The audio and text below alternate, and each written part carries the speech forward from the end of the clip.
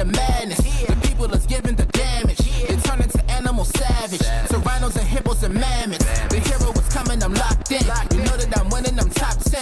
You know that I came from the dog pen. You want it, you get it, you drop dead. The rebel who came from the bottom. My enemies know that I got it. I'm planting my seeds in gardens, then watching them sprout and harvest. The greatest was always in my plans. Battle the kid is white flags. Not on my level where I stand. Got it, I'm shooting a hot hand. Out of the gym, I was locked out. I failed, the kid was a dropout. I changed the game and it's up now. The city that need me is clear now. The people is giving the damage. The people is giving the Sandman, I can tap dance through the energy blast. Run flat, never pop your orbit. I keep energy in storage. I see spinning the globe, my fingertip itch. If I could pluck the earthquake hit. Look at the wrist, look at your body, I shake it and shift. Big fish in a small pond. Godzilla with a boot on. I step into your lawn. Turn skyscrapers into croutons. Hit the button going high speed. Need a megaphone to announce me. I move through the pygmies in the top pick. Gotta pick fleas. Sit back, better breathe deep. Look around and they looking at me. 10 toes still never defeat. Push button never needed a key. I see they ain't ready for me. Hot boy still 100 degrees. I cross eyes and I dotted the T's. E&D till I leave in peace. Giving the damage. The people is giving the people is giving the damage. The people is giving the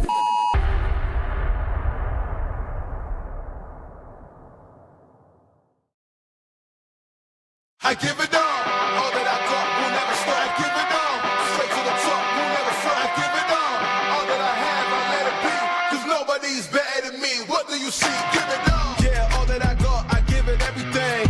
They lost the plot, they think I'm menacing. They wanna talk, but I ain't settling. Circle is tight, feeling like better rings. Whole lot of globe trotting, man, they don't know nada. Bro, gotta show something to me and go harder. So proper, nah, not that, we sure gotta.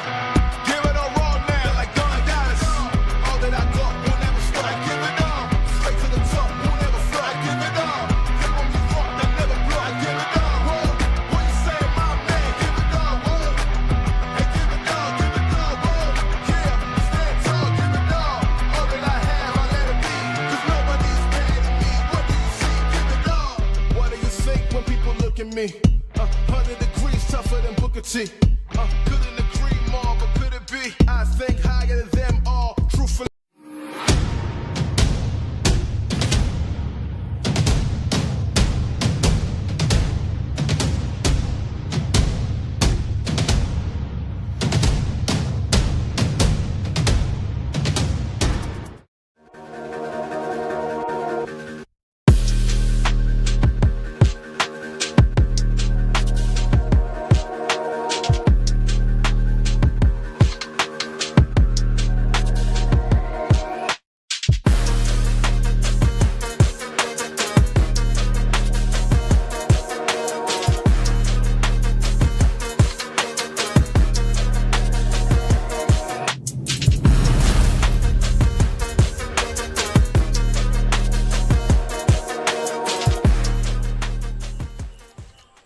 Well, Everything, they lost the plot, they think I'm menacing. They wanna talk, but I ain't settling. Circle is tight, feeling like better rings. Whole lot of globe trotting, man, they don't know nada. Bro, gotta show something to me and go harder. So coming at you live and free exclusively on the OH Report. And it's all happening next.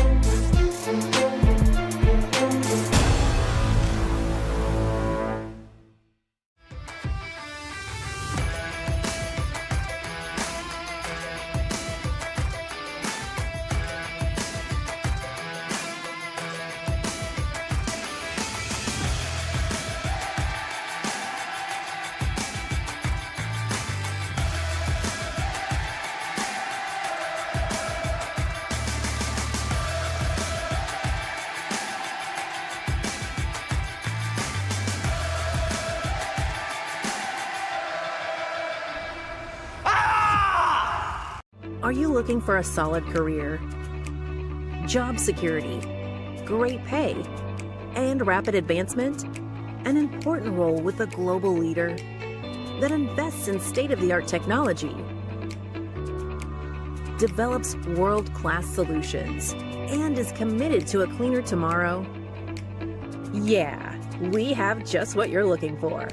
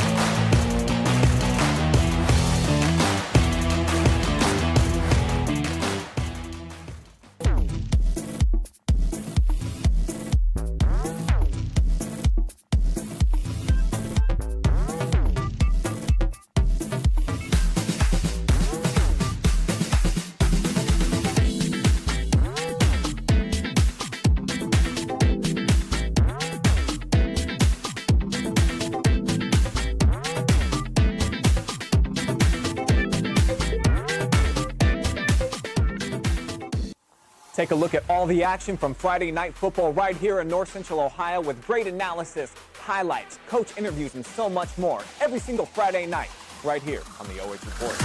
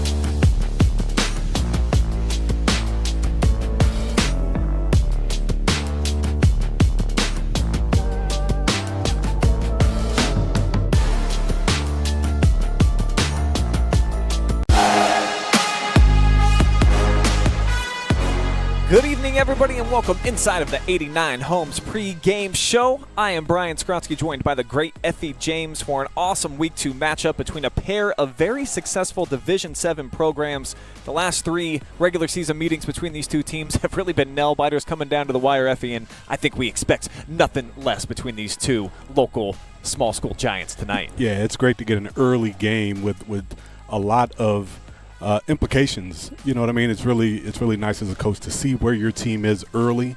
Both these teams experienced success in Week 1, really being traditionally who they are. Hillsdale with the passing game, Lucas with their traditional physicality, and it's going to be fun. It's going to be fun to see. I'm glad that you mentioned the contrasting styles because that's exactly what we have here tonight. We'll first dive into our team spotlight for the Hillsdale Falcons, coming off a destruction of Black River in their season opener. Had to replace some stud athletes, lost to graduation, but Trevor Klein, he just seems to continue to reload since he took over the job about 7 years ago. Yeah, Coach Klein has, he's doing an awesome job and being able to take over in these positions, both these coaches actually, just being able to take over these and run these tradition-rich programs in football is not easy. And being able to come into a place like Lucas and try to pick up a win is going to be a challenge for him, but he's going to have his guys ready for this challenge. And a big reason why they were so dominant in week one, Kael Lewis. I mean, you cannot have a much better debut under center than what this dude did. Absolutely. I mean, crazy efficient numbers, and that's all in the first half. Yeah, that's dope. That's dope. Kael Lewis. Come on. 238 yards, 6 TDs. You talking about picking the defense apart, and you know, that is efficient. That's an efficient half for a quarterback in week one. And really that shows he put in a great offseason. And no matter who you're playing against, going 9 for 13, that many yards, that shows you that you're in sync with your receivers. Your receivers are making big yards after the catch. And having 6 touchdowns shows that they got a nose for the end zone and making big plays. And that's a great attribute for an offense. I mean, that sounds like some flag football numbers, maybe some NCAA 2K or something. But sure. Real high school athletes out there slinging it around for 6 tutties in the first half. Nice. Absolutely absurd. Looking forward to seeing him have his second career start here tonight as the Falcons are out on the field looking to score a regular season victory over the Cubs.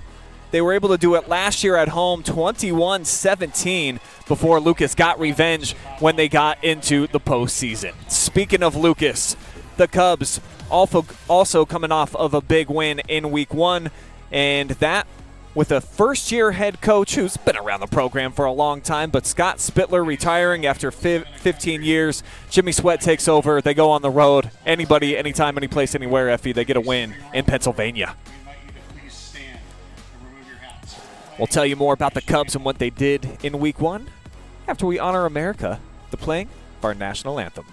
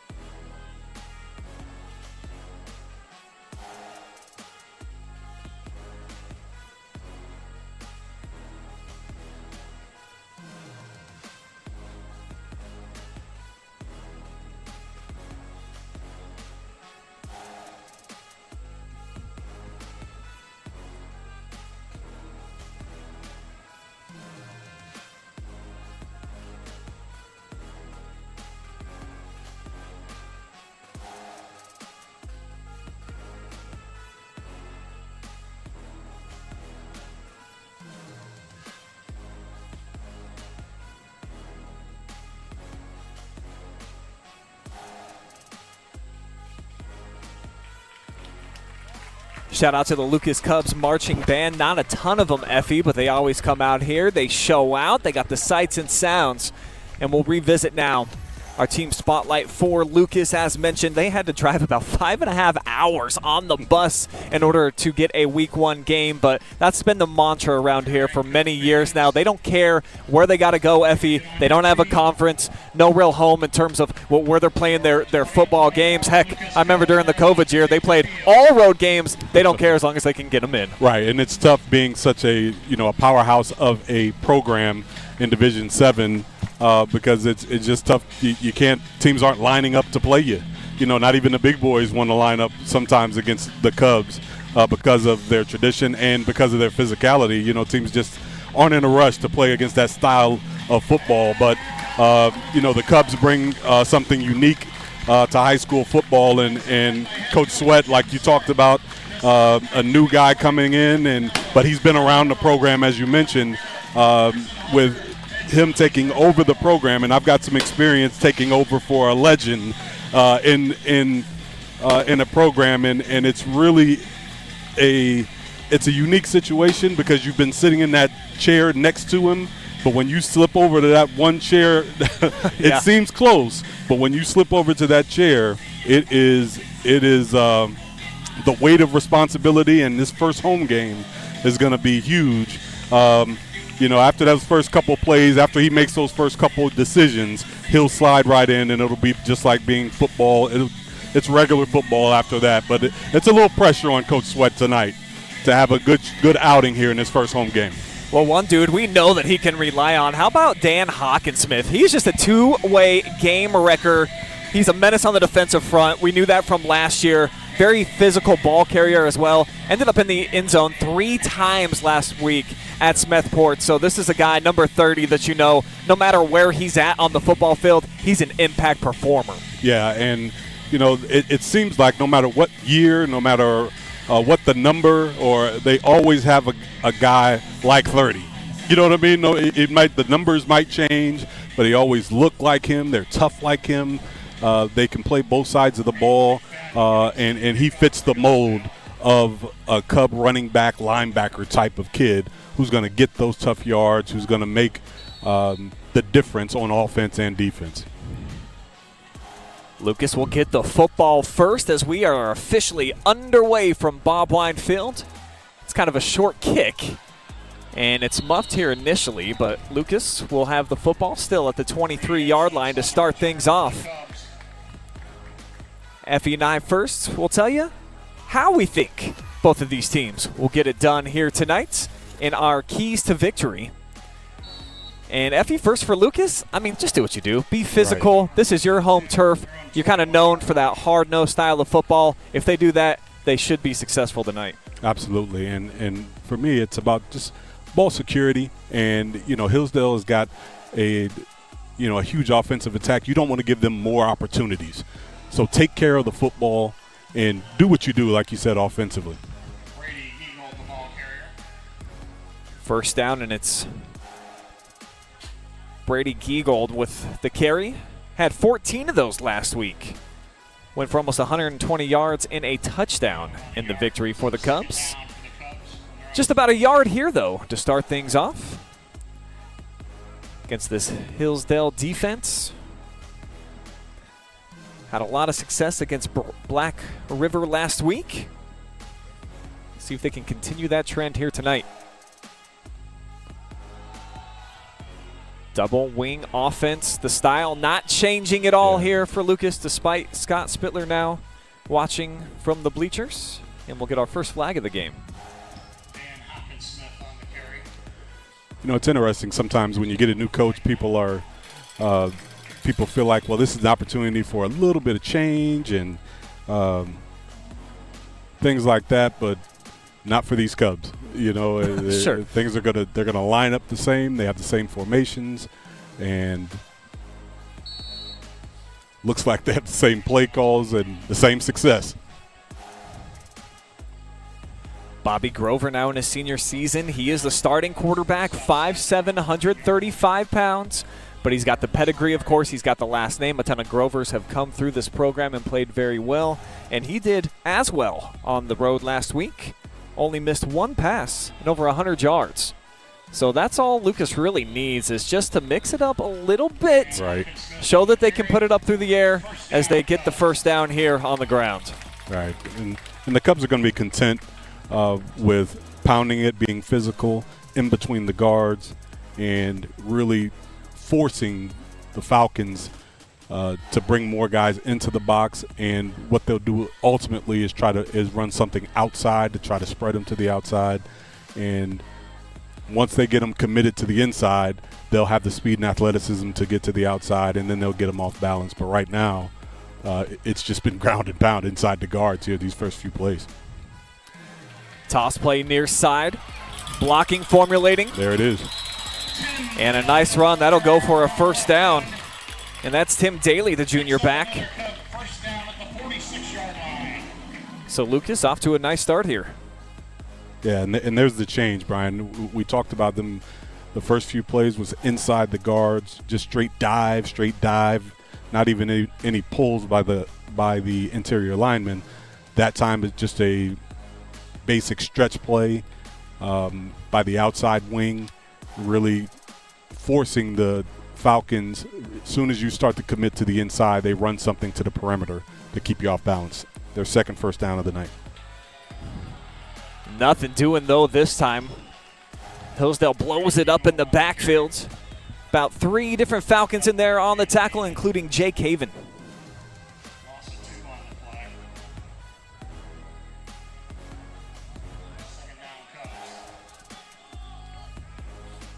Look on the TMS Plus digital marketing replay, and just no hope for that play right from the very start.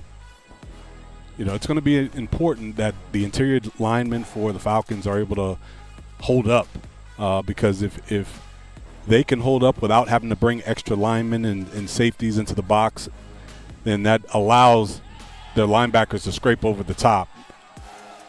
There's excellent job. Toss, inside dig, Yeah. but like you said, great job breaking it in there. Not a lot. Brady Critchbaum in there on the tackle. And the first third down for the Cubs is on the drive on the way. See, that time the D lineman really stood up the interior three guard to guard of the Lucas Cubs and really pushed them into the backfield, and there was nowhere to go. And that's the key. If those interior linemen can get penetration into the backfield, there's no play that's going to work if that can happen consistently for the Falcons. Cubs need a dozen. They'll fake the motion here with Giegold. Now a little bit of play action. Grover's got a scramble near side, and he just hoists it out of bounds. Great penetration there by the Falcons, and some over on the sideline may be asking for a grounding penalty. Not sure there was a receiver anywhere near the play. What say you, Effie? Well, he was outside of the box. In high school, as long as you're outside of the tackle box, you're allowed to throw that ball away as long as it makes it past the line of scrimmage, and it did. So in high school, that's one of the major differences. It doesn't have to be a receiver if you're outside the tackle box. Let's look at Brock Bauer back deep to receive the punt. It'll be sent away by Buck Arnold.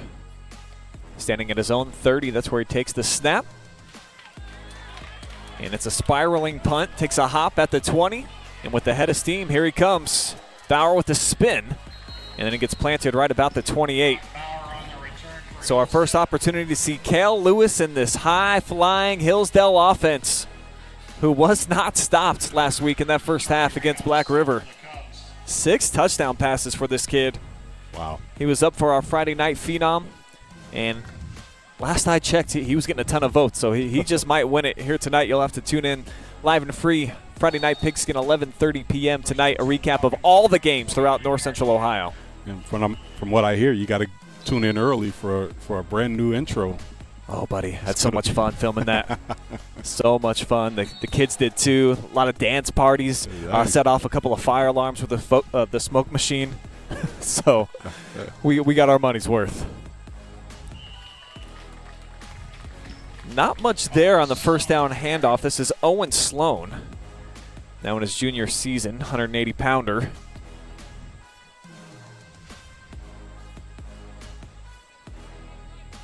Yeah, right there off left tackle, and great job by the Lucas kids up front. But Sloan fell forward. There was contact made in the backfield, but he was able to fall forward for a positive gain. Fast-moving first quarter, 7:40 showing on the clock. Oh, boy. Ball got loose Ball's there. out. Yeah. Lucas suggesting that they've got possession. I think they've got it. They do. How about that, Effie? So the first turnover of the game, Lucas creating some havoc there in the backfield, and it looks like it's Keegan Arnold coming away with the rock. Well, and I think it was like a zone read because Kael Lewis didn't look, and it hit the shoulder pad. It seemed like it was a zone read, and there was a high snap. It just was off. The timing was off right from the beginning because of the high snap, and it hit off the shoulder pad of Sloan.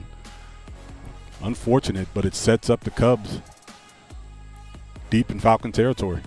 They've got a home and kitchen supply first down from the 32. Double wing set again. And they'll get the toss. This is Daly. He catches an edge. Flag comes in, though. Believe we're going to get holding out on the perimeter on Raiden Caudill. Boy, that is a tough call.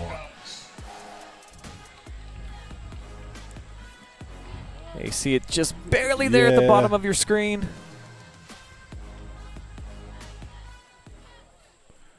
Tough call, but I think it was the right call. He was just outside the frame, trying to get that block, that all-important perimeter block when you're running those perimeter plays. You know, we've been coming here for quite a bit, Brian, and I'm going to tell you, it's been a while since I've seen a team hold up against the Cubs' interior front early in the game. You know, we've seen after a while teams kind of adjust, but early in the game, usually the Cubs come out and they dominate. But Hillsdale they're up front. They're playing tough. They're hanging tough against this Lucas Cub front. Yeah, 9 in the box here for the Falcons. Grover rolling left, and again, he just has to put it out of play. Closest man to it there, Brock Bauer. So incomplete. 2nd and 21 on the way. Yeah. Like you said, they're loading the box here against the Cubs and forcing them to do some things that they are not comfortable doing. Passing on early downs, a lot of perimeter plays early in the series, and usually they use their perimeter plays as offset to their interior off-tackle plays, and that's kind of out of their wheelhouse. So, you know, kudos right now to the Falcon defense, really forcing, dictating to the Cub offense here. Let's see how they respond with this 2nd and long. Grover 0 for 2 through the air so far. And a little bit late getting out of the huddle, so Coach Sweat will burn their first timeout. Talk some things over. No score here, just about at the midway point of the opening quarter. Lucas's home opener, both teams 1-0. And a lot of familiarity. That's what I love about this matchup. Yeah. They added each other to the schedule 4 seasons ago, and Lucas has won 3 of the 4, including the playoffs last year, Effie. But Hillsdale, they have been right there. A couple of heartbreakers. 2-point conversion failed at the end. I think back in 2021, 22, a blocked PAT at the end of the game. So they've been right there on the cusp of stealing some wins. And Lucas, they've just had a program that they've been accustomed to winning 10 straight playoff appearances for them, and sometimes that just bodes well at the end of the ball game. Well, and the regular season win for Hillsdale last year has to be a confidence boost, you know, and Lucas has got the better of them overall, but getting a regular season win against the Cubs last year and then playing a tough game against them in the playoff, even though they came up short last year, it's got to give them a confidence boost coming into this game here early in the season.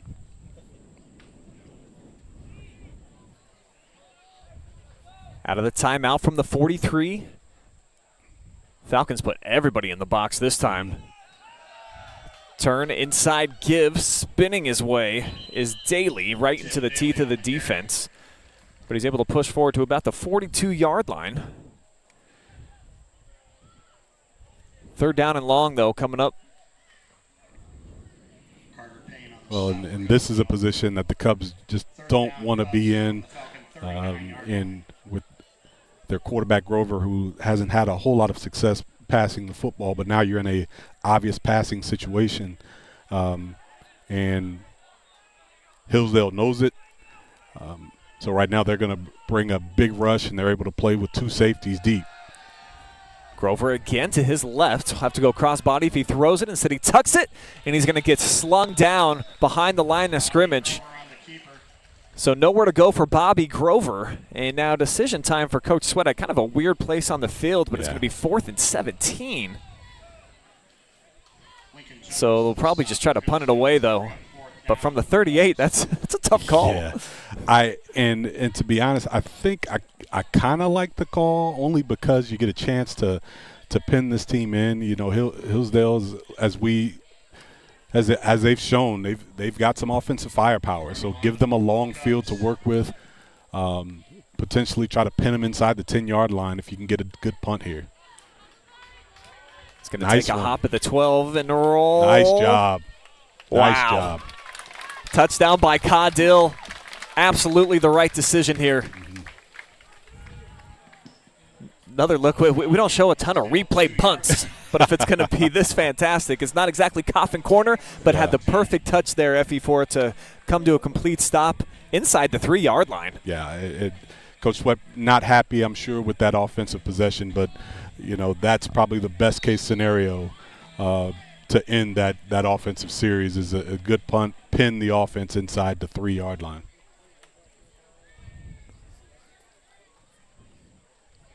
Falcons turned it over their first possession. Miscommunication between the quarterback Lewis and his tailback. This time straight back to pass. He'll go deep, far sideline, and the intended target ran middle. He kind of put it to the outside. That's Hayden McFadden. It's incomplete. Yeah, and it's just a misread by McFadden. McFadden ran a skinny post, and looks like Lewis was throwing a fade on the outside. And Lewis, it was a catch and throw. It wasn't even a read. So it was just a complete misread that time because McFadden was running a skinny post inside the corner. So they were trying to catch the Cubs sleeping that time. 2nd and 10 now from their own 2. They'll go empty set. 3 wide here to the near side. Cubs just rush 3. Lewis with a ball fake. And it's in and out of the hands, incomplete. Dropped on the play by Kyle Turk. Not sure he was going to go anywhere anyways. Intended for Kyle Turk is broken up. A great defense that time. Settling up that time, number, Down 10 for the Falcons. was that 52? Was that Raiden Caudill? Doing a great job of coming up, making the hit just inside the 5-yard line. And right now you got 2 quick passes. It's already it's 3rd and long. And now the Lucas Cubs can get in their dime package and protect against the pass. Again, just 3 down linemen. They'll bring some heat up the middle. The pitch and catch. Heck of a grab there made by Bauer. Look at this. And how about Brock Bauer? All these yards after the catch across the 40, the 30 before he's brought down. My goodness. Huge first down by Bauer when it looked like Lewis might be dead to rights. Another look. Bauer's brought down by Cubs' Bobby Grover. Wow. So Brady Anschultz, not a great angle. Yeah. Thought that you were going to have him after just maybe a pickup of 5. And that's just Bauer doing what he did last week. Turned 4 grabs into 58 yards and found the end zone 3 times. Wow. And that is, my math is correct, that looks like it's a 73-yard pickup. But you can see how he got 6 TDs for that. You know what I mean? When your receivers have that type of catch and go capability. I think officially 69 yards on that last one. 69 yards. All right. Dan Hockensmith and You got to appreciate the young quarterback at least giving his receiver an opportunity there. And you see the yak, Effie, once they get it in their hands. Bauer, Young, and McFadden, these are all some game breakers. Right. Coach Klein really felt like skill position-wise, they were in an unbelievable spot heading into the season. And you saw a big play right there. Throws it to the zone here. Touchdown, Falcons. Wow. This is Holland Young, who I just mentioned. And he's in for the first points of the night on our Ohio Valley Manufacturing scoreboard. Just a 4-play drive. Falcons under the shadow of their own goalpost. Make it a 5-play drive. How about that?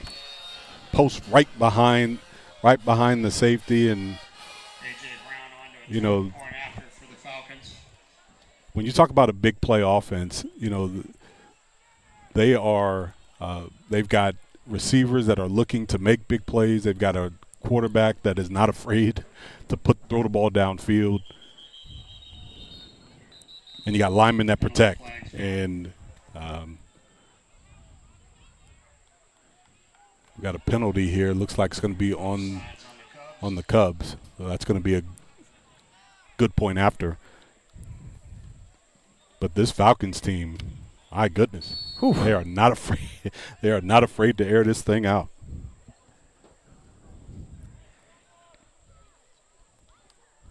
And you got to credit Kael Lewis as well. Took a nice lick on that last one. Stood in and delivered it right where it needed to be. Only his receiver could make the catch. And Holland Young was able to do that back of the end zone. 6-0 now. Hillsdale looking to add to it. They got the offense out on the field.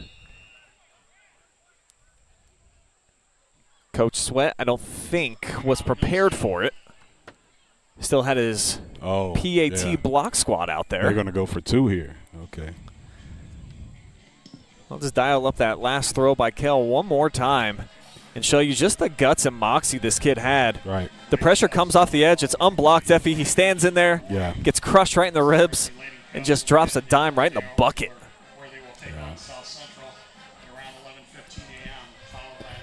Well, and the thing is he was looking away and turned right into the pressure, and that's what makes it more impressive. He turned into the pressure. He didn't panic.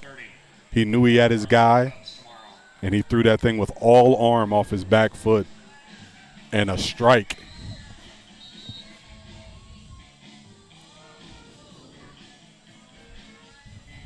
Falcons going to send their offense back out there, trying to go for two, make this an 8-point game.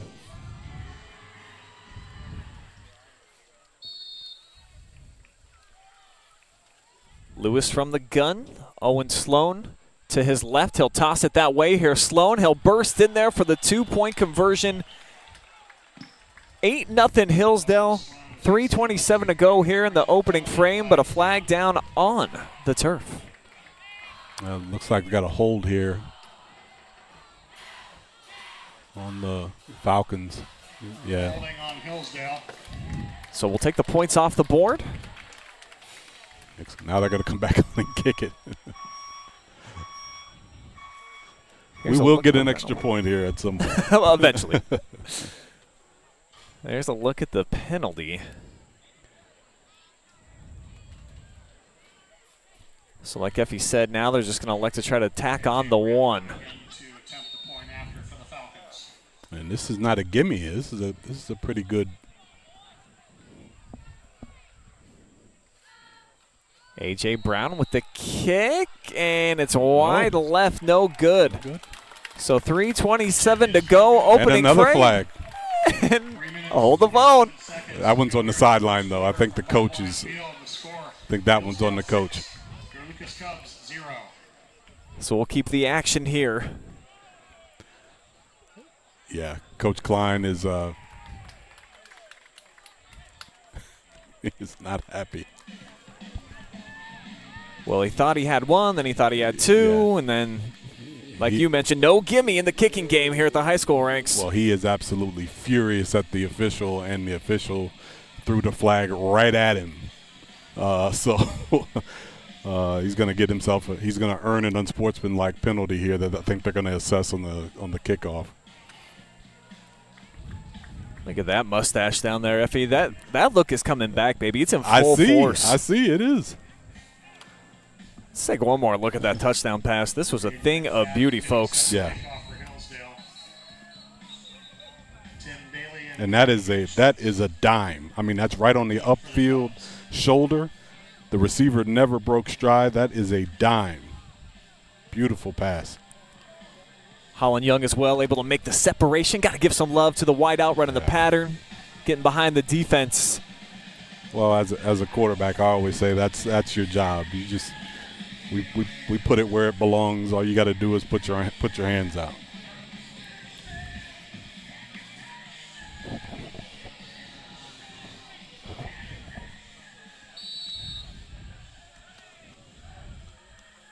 Lucas should get an opportunity for a solid return here. Off the left foot of McFadden, takes a hop, and it'll be scooped up. Here comes Daly. Nice coverage there by the Hillsdale special teams. They'll corral him at about the 31-yard line. Where they'll start 1st and 10. You know, it's early in the game here, and like you said, this is a fast-moving first quarter, just over 3 minutes left, but it feels like an important drive here for Lucas. And I think the Hillsdale defense has really stepped up with their physicality, and they've dictated the Lucas offense here to this point. So Lucas has got to get settled in and figure out something that's going to work here against this Falcon defensive front. They'll toss it to Giegold. Brady, who had a big breakout performance last week, held in check again here. He's had a couple of touches, just has not been able to find a crease.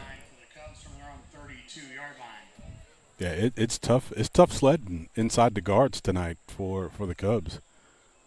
And number 12, Lincoln Jones, and 51, Bradley, Crickbaum. They are doing an excellent job of manning that inside. little bit more of a window here, but the ball is free.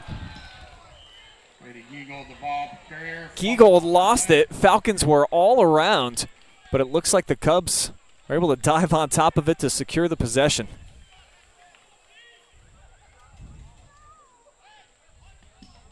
See, right about here, he gets to the outside, and then the ball just pops loose. There's about 4 white jerseys there, but it's the one black one diving to the bottom of the pile and coming away with it. Third down from their own 34-yard line. Fortunate that time for the Cubs. Going to need 7 here on this third down. They'll keep it on the ground, and here's a crease to the outside. Excellent open field tackle, though, by Bauer. This kid's been great. Yeah, that is a great read that time by Bauer. That play is really – that's the play that really has been hurting them. That's the inside trap that they've run to offset that dive play. And that time, you know, Bauer was waiting on that C gap and made a great open field tackle. Pick up a 4 there for Lucas. 4th down 3. They've got Arnold back deep. Bauer waiting on it at his own 35. Short punt here by Buck. It'll take a hop at the 43, and it's fortuitous for the Falcons. And they'll start things pretty close to midfield. Ball is down near the Hillsdale 48-yard line. So not a great punt there. Yeah, I would say it was fortuitous. I got to put that one in my vocabulary. I got to pick that one up. Every now and again, I'll just get lost on a little thesaurus.com, Effie. I appreciate that, man. You don't even need it anymore. You just ask AI. They rewrite everything for you. True. Big opportunity here for Hillsdale. On the road, come out, take a 2-score advantage here, Effie, and especially on the road at Lucas, where they were grinding it down at the beginning of the game. Now, some great defense by the Falcons. Coming off of a touchdown drive. We'll see if they can follow it up. Here comes Bauer on the end around. Slips by the first guy, but not the second. Stop basically right at the line of scrimmage. So Young, no gain on the play.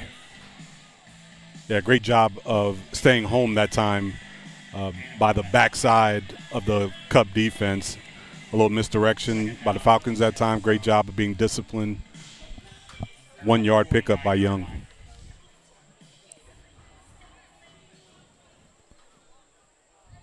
Young splits out wide here to the near side. 3 receivers set, and they'll run. Cutting back against the grain, but getting slung down for not a lot there is Owen Sloan. And it'll quickly be 3rd down here for the Falcons.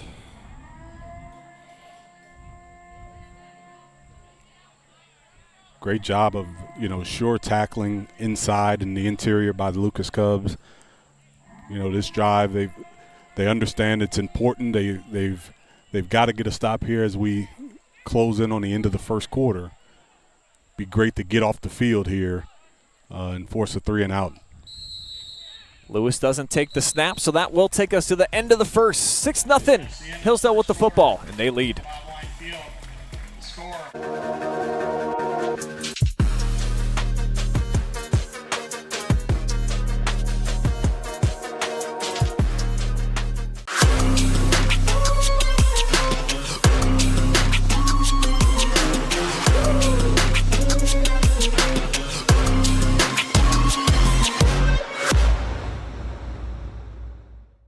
Are you looking for a solid career, job security, great pay, and rapid advancement? An important role with a global leader that invests in state-of-the-art technology, develops world-class solutions, and is committed to a cleaner tomorrow? Yeah, we have just what you're looking for.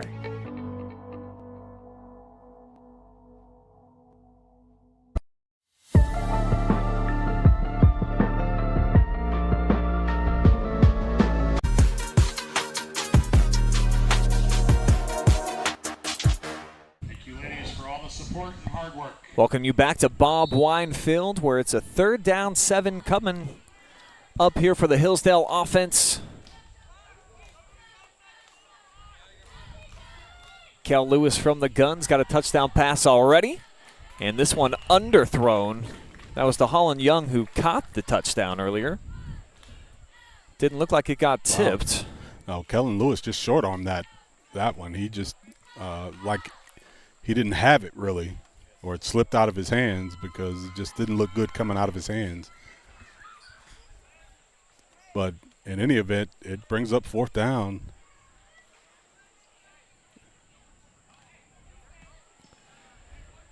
Falcons just on the other side of midfield in Cub territory, and they're going to keep the offense out there. Actually, Lewis is going to step back.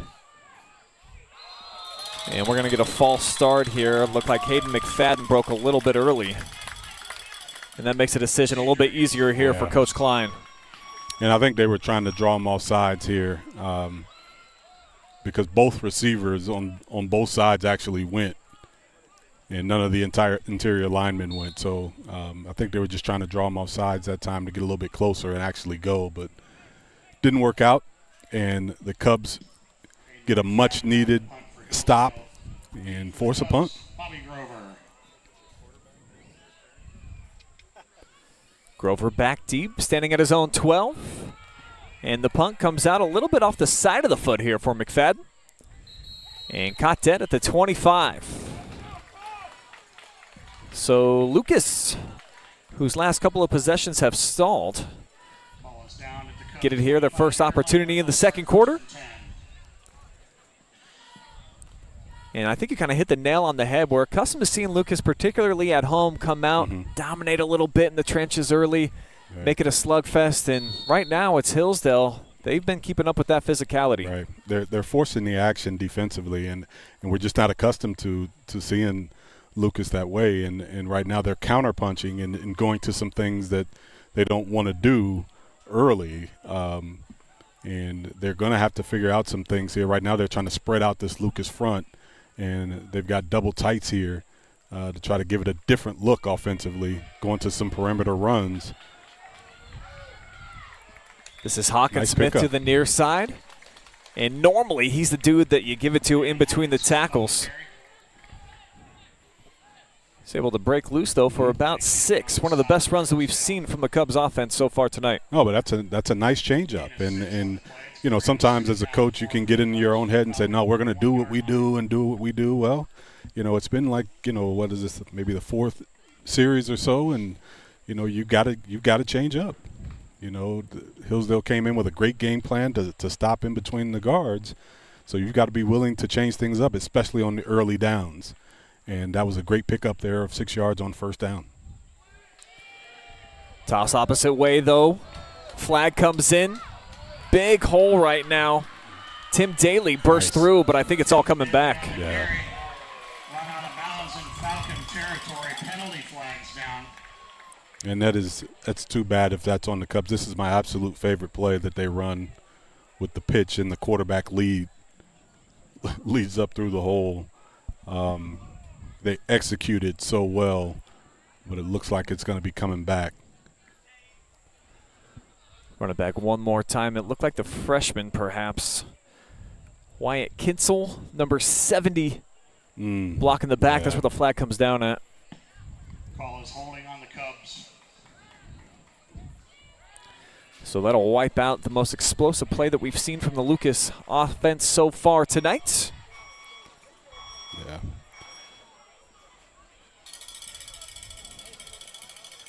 Uh-oh. I think they marked it off backwards, Effie. Yeah. Unless we missed something. What the call was. I thought he called holding on. Oh, personal foul. Oh, it was a late hit. Okay. So there definitely was the hold. Okay. But then there was a personal foul as well. Okay. So After that'll all make that, it first down. Yep. There we go.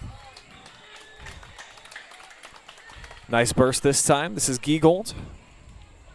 Brady Giegold, the ball carrier. He's able to get about 4 yards there.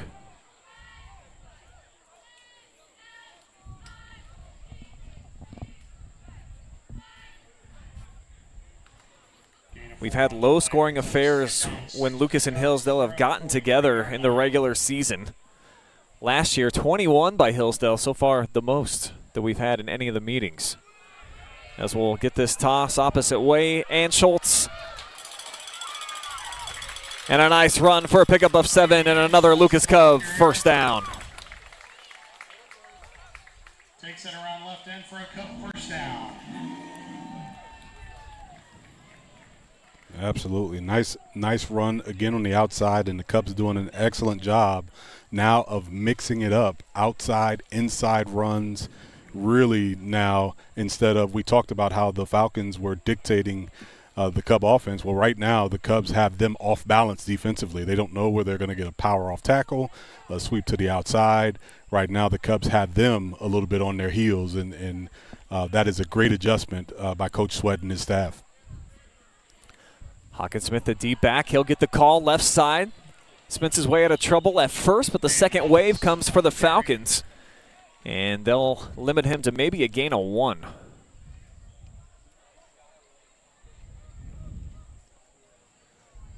Kept the legs driving in there, but about 8 different hands all over him.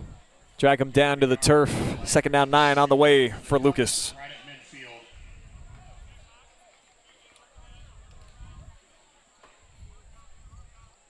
You know, and this feels like a typical Lucas drive. They're grinding it out. They're not looking for a big play, but, you know, they could pop one for a long run here after a broken tackle, but there's another first down.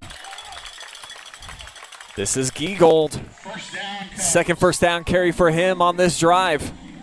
And he was the big play back for them on the road in Pennsylvania last Saturday afternoon. Went for a $118 and a score. Starting to find his groove a little bit here. Already the 5th first down of the night for the Lucas Cubs, and they are getting in an offensive rhythm here. Toss play again, Giegold following his blockers. And out to the 25-yard line. Brady again gets the chain gang on the move. Bauer and Hayden McFadden on the stop. Pick up a 14 on the play. First down.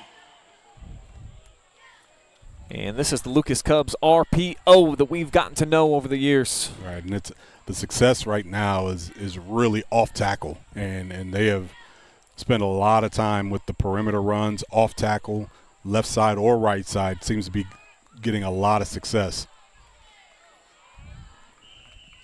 Nothing doing this time though, as Anschultz stopped basically at the line of scrimmage here.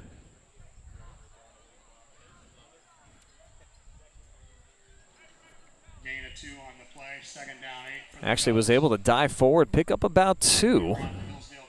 Quality spot here for the Cubs with 7:10 to go. Second quarter. Knocking on the door of the red zone for the first time tonight. Grover under center from the 25, sends a man in motion, and he'll toss it that way. Daly, though, leveled.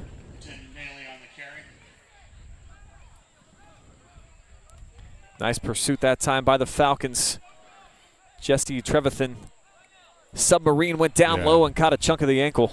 Yeah, great job, great penetration that time off the edge, because if he doesn't make that play in the backfield, that's going to be another big gainer for the Cubs. Brings up an important third down play, though.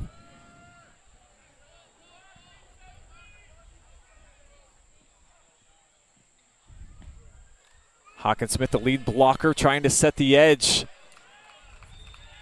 And Hillsdale, everybody up in the box that time, Effie.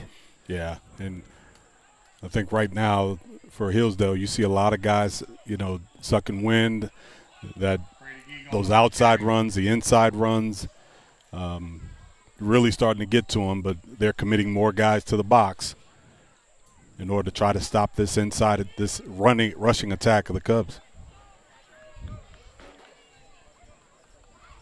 4th down and 7 here from the 23. Grover yet to complete a pass tonight. See a little bit of a different formation than the double wing twin set. and Schultz in the slot. They'll still run it, though, right side. Hockensmith does a half jump there, but he's going to get stopped about 3 yards short. So the Falcons defense does the job. Little misdirection here for Lucas. Yeah, boy. Looks like the Cubs even went a little early that time. But great job by the Falcons defense. They were reeling on that drive. I thought the Cubs really got going offensively. But the Falcons stepped up, got to stop when they needed to, and got a chance to get off the field here.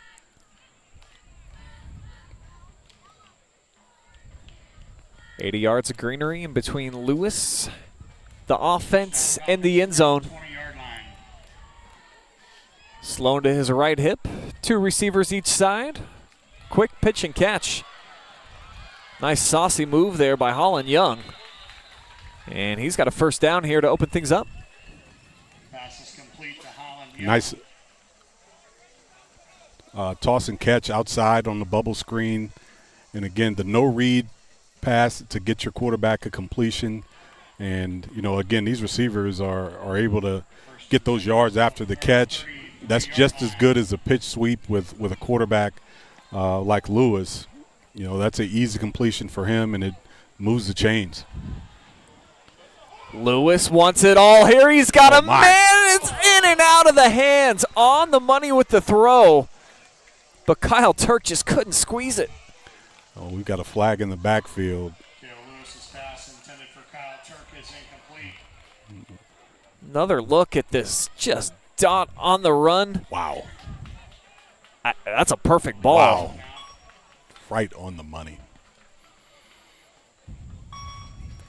Wouldn't have counted anyways. Yeah. And what a sigh of relief if you're Kyle Turk. Yeah. Not leaving points off the board there. A couple of sophomores there. Looks like we had a hold on one of the Falcons, yes. 4th penalty on the Falcons of the half. Again, they'll go with the bubble screen. They'll set it up this time for Hayden McFadden. But the Cubs snuff it out. Kael Lewis's pass is complete to Hayden McFadden. Ray Caudill on the stop for the And Cubs. it's Rayden Caudill. Made the read, and an excellent solo tackle. You know, right now, Brian, is with just over 4 minutes to go, you're starting to see some fatigue. A lot of players going both ways on both teams, and a lot of guys showing some fatigue out there. It certainly is a balmy night, uncharacteristically hot for a Week 2 game. We had temperatures in the mid-90s in north central Ohio this afternoon. And there were some talks of pushing back kickoff times around the area. I know a couple of schools elected to do that, not here. But with the sun setting, Effie, not too bad out here in the treehouse. We at least got the open wind and the breeze and cows and chickens in every direction, no matter where you look. All manner of wildlife behind us. I told you I think a praying mantis landed on me, and, you know, that's all right. That's part of the job. That's common out here, buddy. Lewis with a nice catch, rolls, fires, and he's got the completion. McFadden with the grab, and it's a first down for the Falcons. Wow. That was a great throw. Lewis's pass is complete. You know, after having to do the heroics of catching the snap, he rolls to his right and has to throw back across his body, and this is a strike. You know, nice throw. The completion out to midfield for this Hillsdale offense, who send trips here near side. Lucas, again, hasn't brought a lot of pressure in terms of a blitz, just 3. The throw out to Holland Young, and he'll pick up 6. Yeah, and I think what Hillsdale is doing is similar to what Lucas is doing with the running game, except Hillsdale's doing with the passing game. They're mixing it up. They're going quick throw, then they'll go deep throw, then they'll go quick throw, really keeping Lucas off balance. So if you try to bring a blitz, the ball's already out of Lewis's hands. So, you know, you can't really try to bring a whole lot of pressure because he's getting the ball out of his hands really quickly. So he's doing a great job of recognizing what he's seeing. Pump fake this time, underneath route, and that's enough to move the chains again. Goes down as a gain of 5. Wow. And Lewis keeps the offense on the move. Nice patience. Didn't panic there in the pocket. And this time the sophomore Turk makes the snag.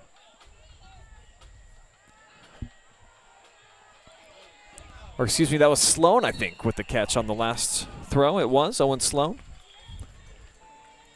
First time tonight that we've seen Kael Lewis have to use his cleats to take off out of the pocket. Right. Showed nice athleticism. And again, he's not holding the ball. You know, he's taking 1 or 2 looks. If it's not there, he's either getting it out of his hands, or in that case, he want to get out of bounds and stop the clock. Now that we're inside of 2 minutes to go here in the half. Another bad snap, and Lewis is planted. It's Hockensmith, our player spotlight, in there in the backfield for the first sack of the game for the Lucas Cubs. Wow, that is huge. That is a big play. And it seems like the bad snaps have all come to the left side here of Kael Lewis. And with just a minute and a half remaining here in the second quarter, something they might want to address at the half. And Kael Lewis has had to be a superhero on a lot of these snaps here tonight. Even on a couple of his really good passes, he's had to, you know, be an acrobat to catch the snap. So. Just an end around, Hayden McFadden, and look at this burst. The acceleration, Effie. He's going to take it 50 yards for the score. Are you kidding me? I think that caught everybody in the stadium off guard. 3rd and 21. They bring McFadden off the edge. Are you kidding me? And he does the rest. Well, and it's almost like he didn't expect to see. This is a great job of downfield blocking.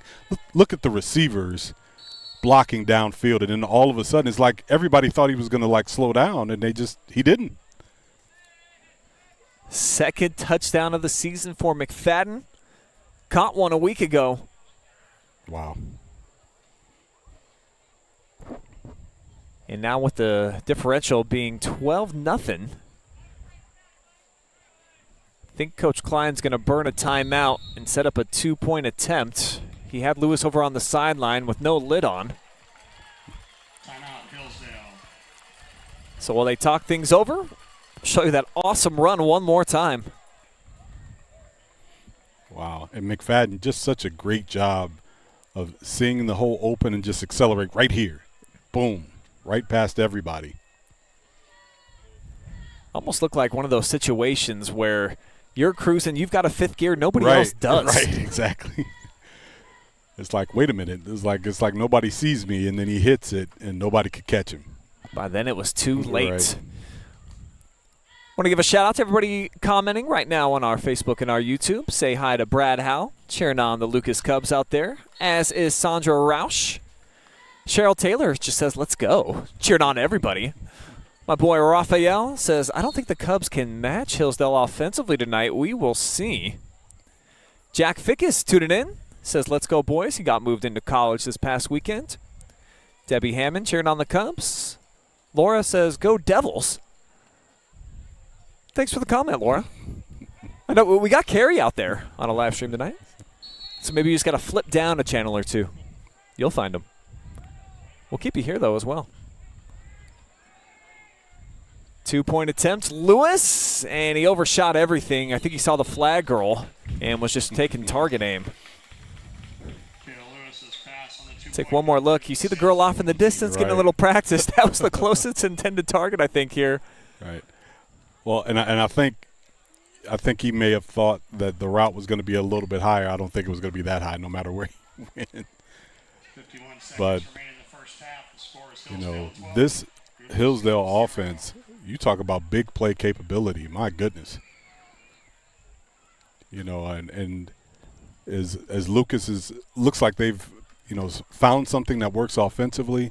You know, they have got to figure out some things to do against this passing attack for Hillsdale.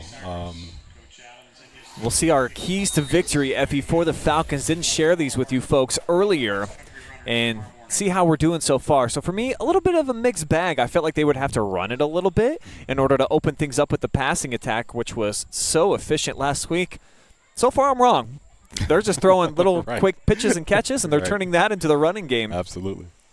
Yeah, and for me, it was about matching the physicality, and I think the Falcons have done just that. They have been able to, especially early in this game, they came out, and I think I almost want to say they exceeded the physicality of the Cubs early. They dictated offensively, like, no, you will not run inside. But here comes a big play on special teams.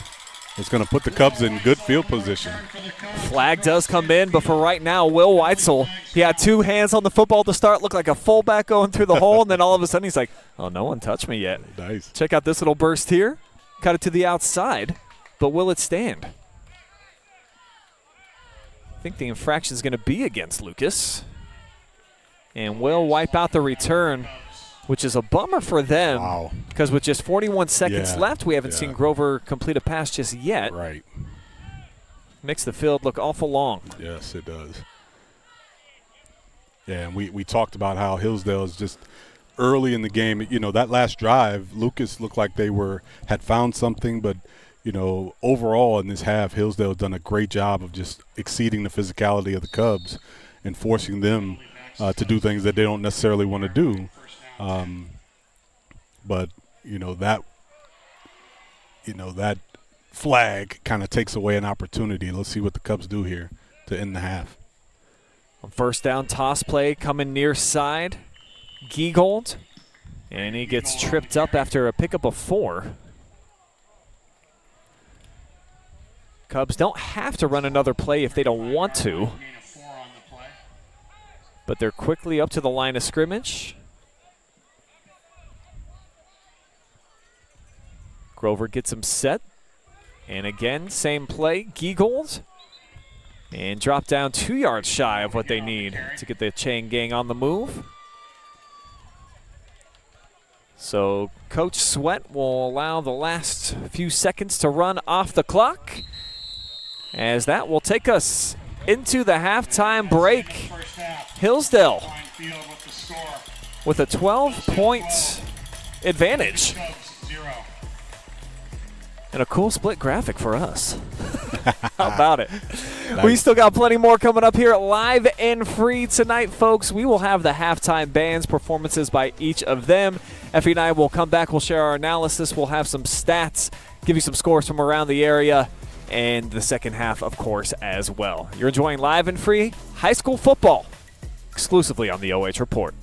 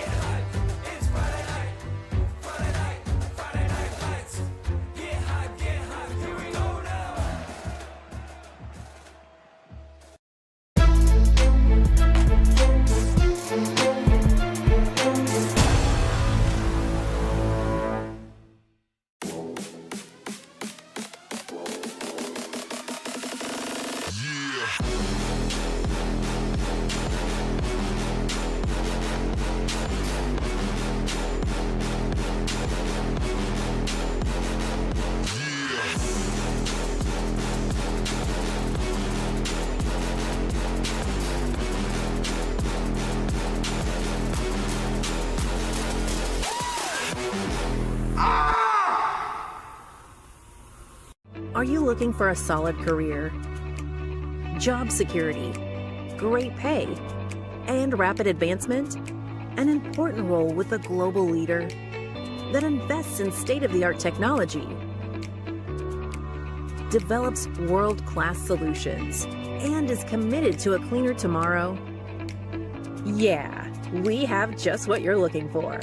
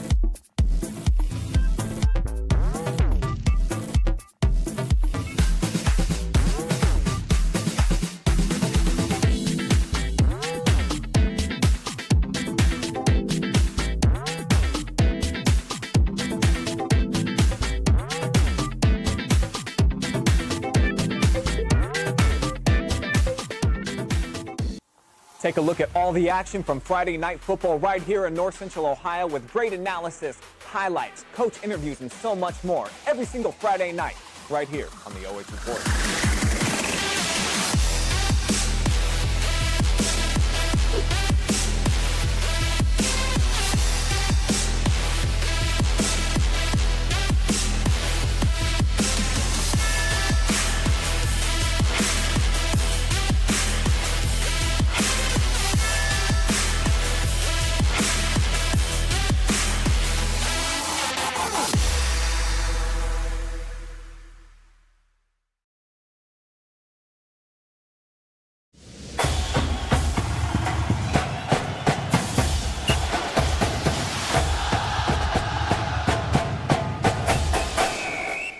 Rock band of the 90s and led them into the punk rock genre. Named one of the greatest debut singles and one of the greatest songs by Rolling Stone, here is Creep.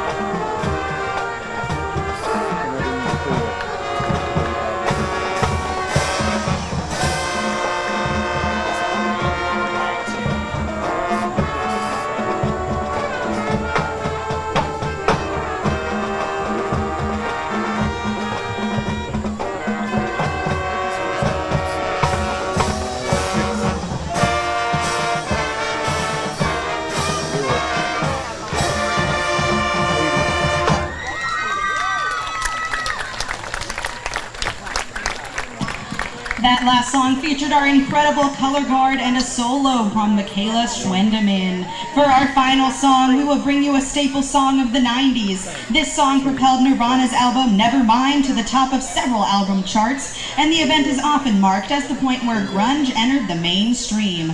Listeners and critics continue to praise this song as one of the greatest hits of all time. This is Smells Like Teen Spirit.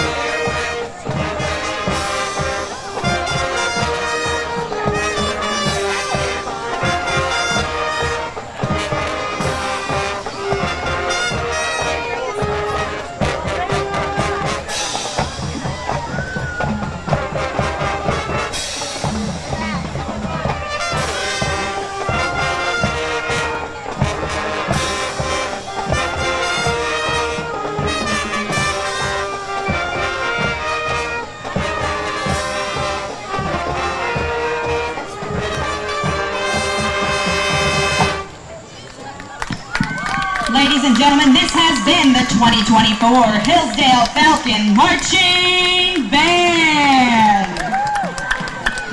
The Hillsdale Falcon Marching Band thanks you for your encouragement of music education in your schools and schools around the nation. The Hillsdale Falcon Marching Band tonight is under the direction of Rachel Kelly, Flag Director, Elizabeth Terwilliger, Percussion Director, D.R. Hutt, Assistant Band Director, and Alan Terwilliger as Head Band Director.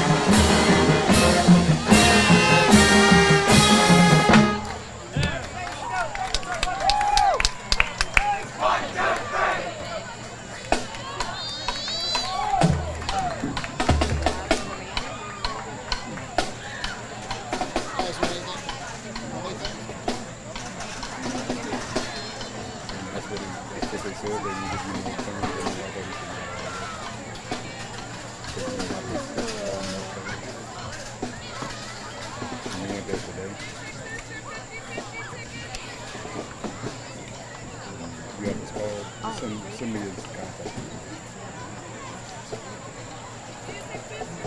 I'm at the I'm doing the game. Well, send it to me now. I'm doing the game. Now entering the field for their halftime performance under the direction of Miss Katie Johnson, the Lucas Cubs Marching Band. Our first show this year is all about the band that took the world by storm back in the 1960s and defined an era, the Beatles. Our tribute to the Beatles begins with the hit Twist and Shout. This rock and roll classic is one you'll instantly know. Groove to the beat as we play Twist and Shout. No, he stands over. He's in the middle of his yard. He's up on it. I'm up on my what? Are you up on your little hill? When he talks to me, it's like... He has a great conversation. He's never answered. It's one side. Then he starts walking forward and he keeps on talking. Wait till you get over it. I've been trained. Yeah, I'll figure it out.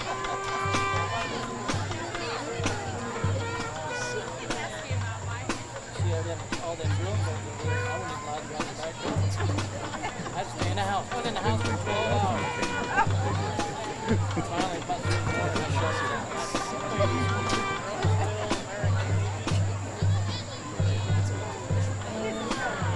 Yeah. You miss a move. Everybody knows.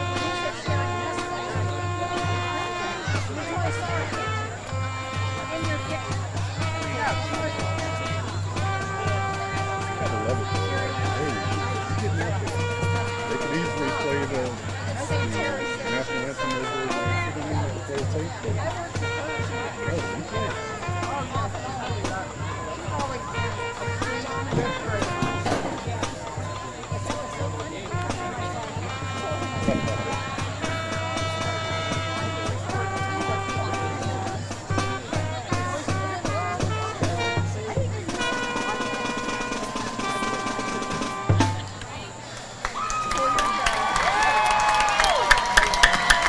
Our second and final song was recorded in 1964, and this classic tune was featured in the Beatles film A Hard Day's Night. Jam along with us as the band finishes with Can't Buy Me Love.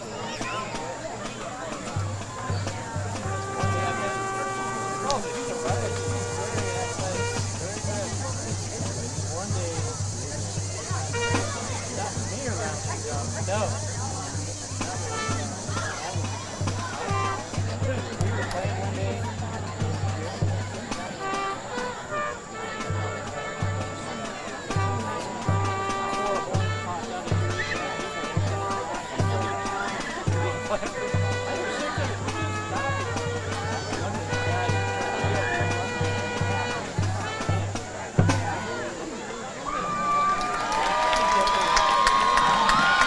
now, clap along as we play the Lucas High School fight song.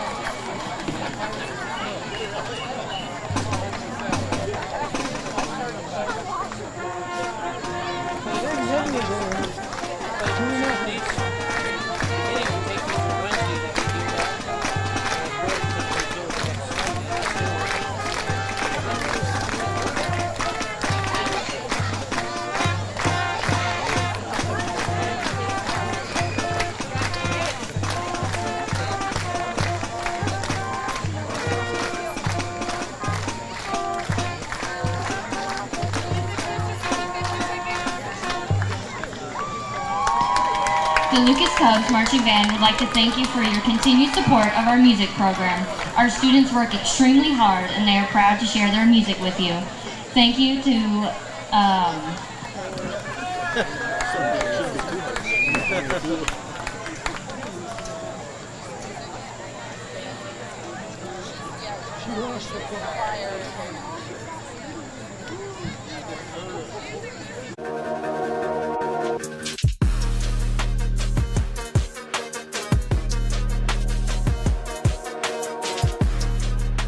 Let's go.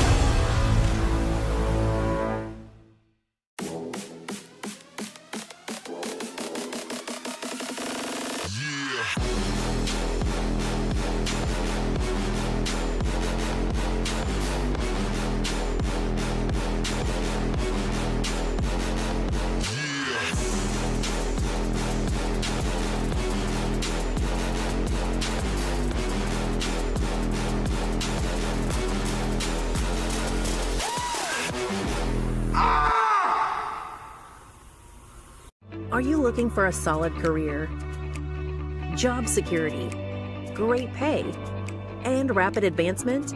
An important role with a global leader that invests in state-of-the-art technology, develops world-class solutions, and is committed to a cleaner tomorrow? Yeah, we have just what you're looking for.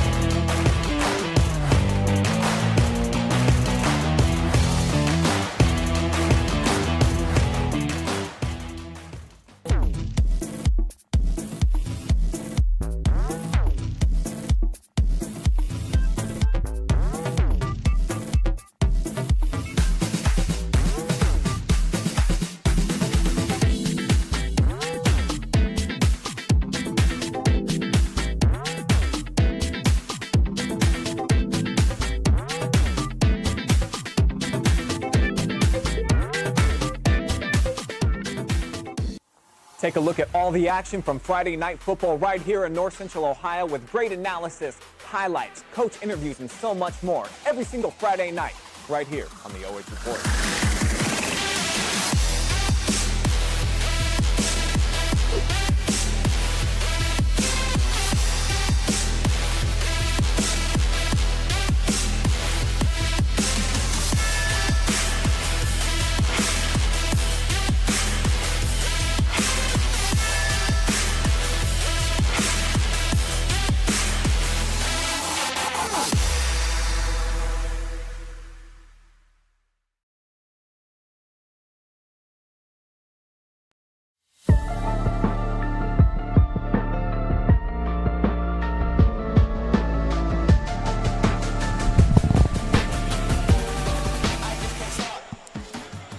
You are enjoying live and free coverage of tonight's Lucas versus Hillsdale football game thanks to our amazing sponsors. How about the good folks over at Ohio Valley Manufacturing? Heavy gauge stamping and precision blanking services, they are hiring right now. 89 Homes, building homes, earning trust since 1979. Route 39 Designs. Visit them for all of your screen, printing, and embroidery needs. Go Cubs. TMS Plus Digital Marketing for local businesses. Your one-stop shop for kitchen and baths, windows, and doors since 1970. The awesome people at Home and Kitchen Supply located in downtown Mansfield. Charter Next Gen, hiring for high-paying jobs in a cutting-edge environment. And Scout Construction LLC. With more than a decade of business, you can trust Scout with your roofing and siding needs. Call my good friend Josh Mobley at Scout for more information, 419-989-7240.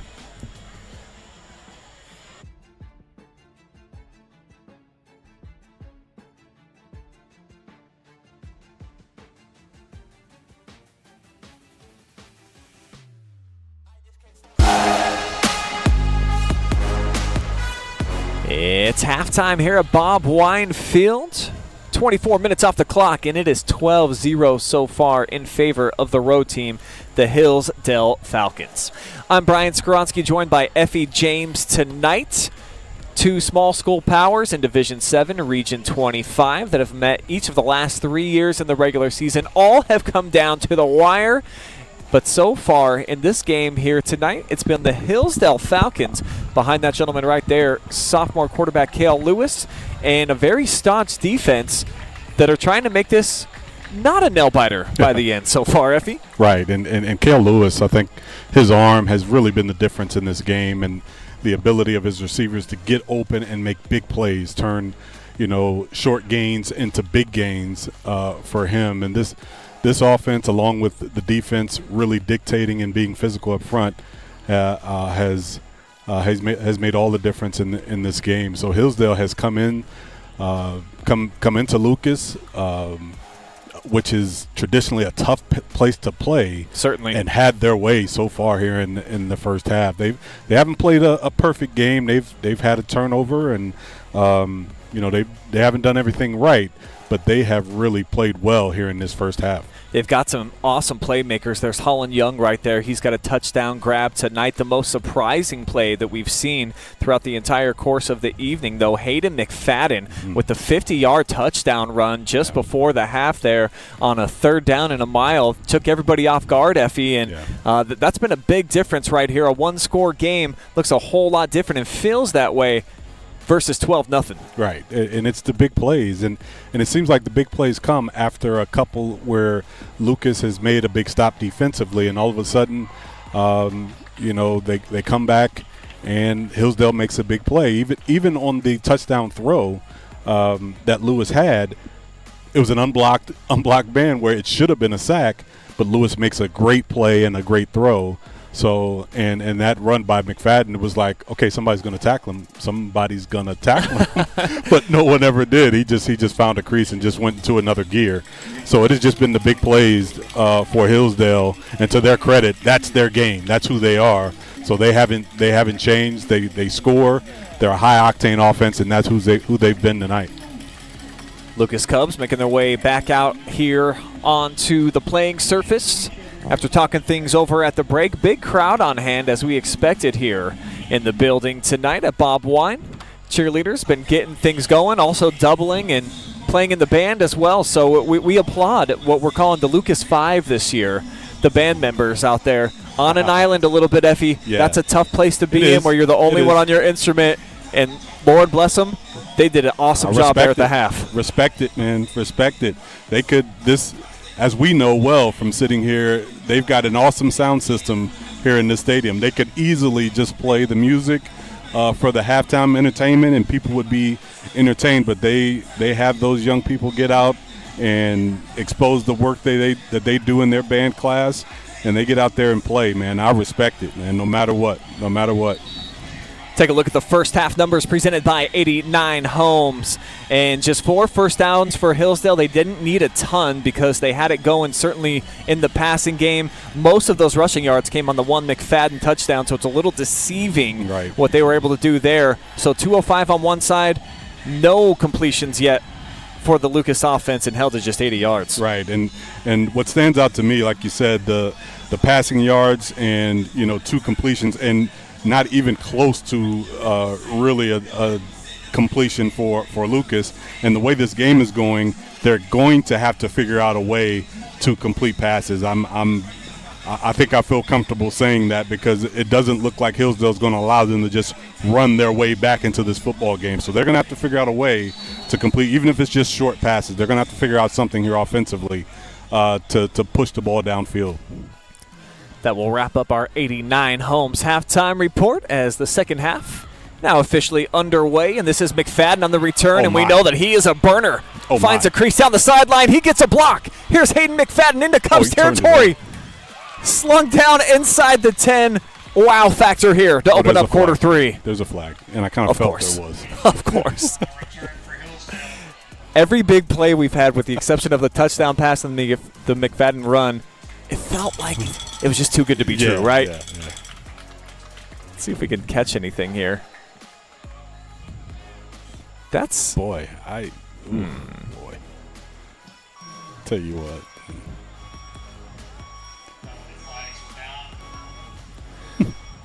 So maybe it happened before we started that replay. Maybe.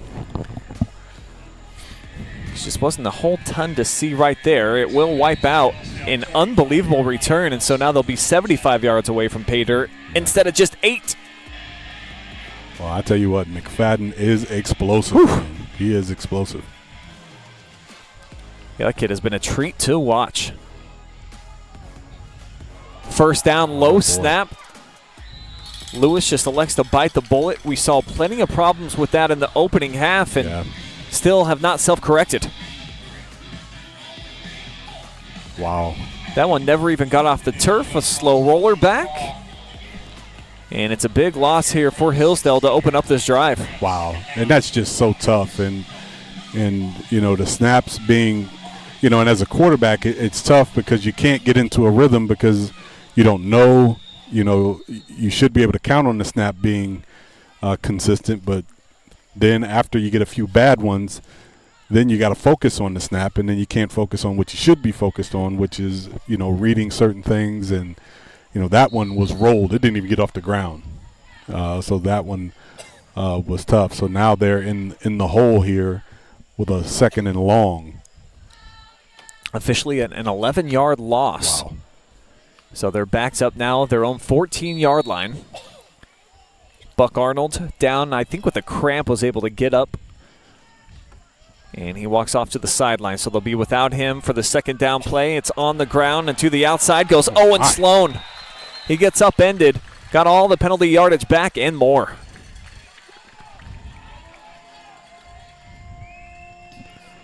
Look how big that hole is. Yeah, and that's a great cut right there, right in between, and puts them in great position here on 3rd down.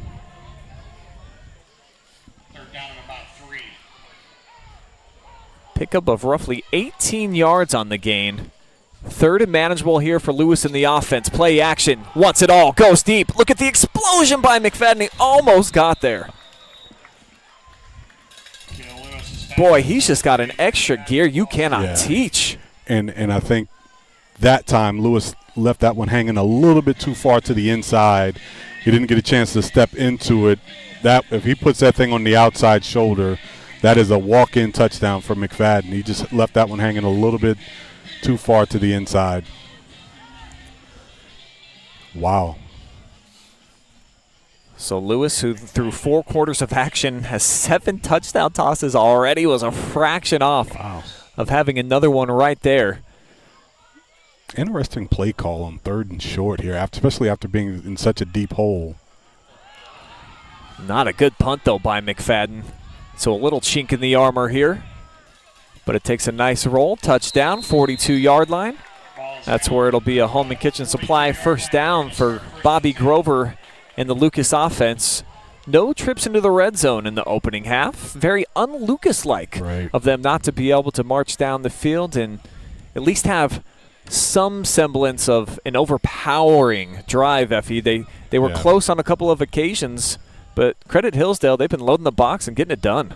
Well, I think that last full drive they had, I know the one right before the half was a little bit short from time, but the one they had before that really they had an opportunity, but Hillsdale stepped up and got a stop, but they were really moving the football there right on that last drive. Forward progress stopped. Maybe a gain of 1 here for Giegold. Brady Giegold on the carry.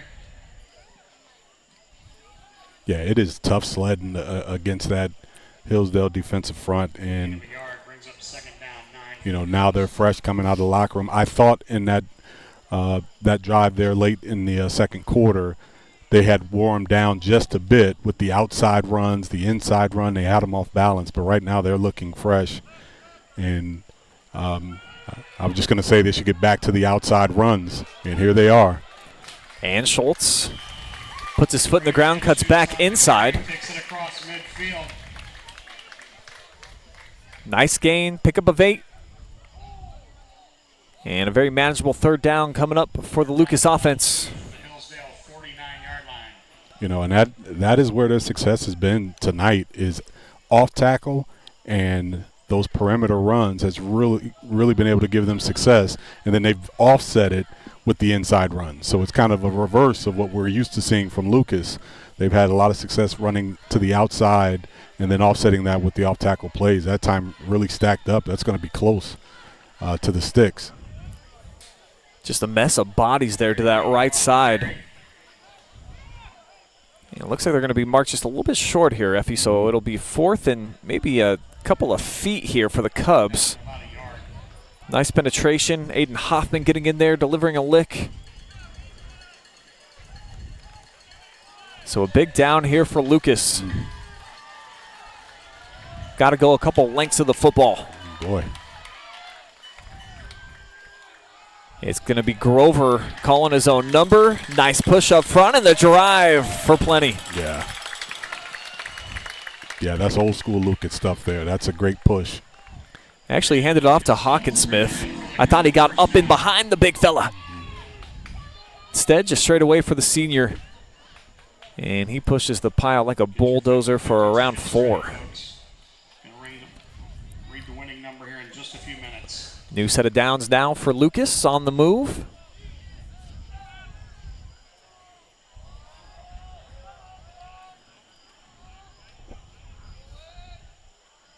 And Schultz motions, they'll toss. Trying to go left side. And he stopped. Real short gain, if anything. Brady Giegold shoots on the carry.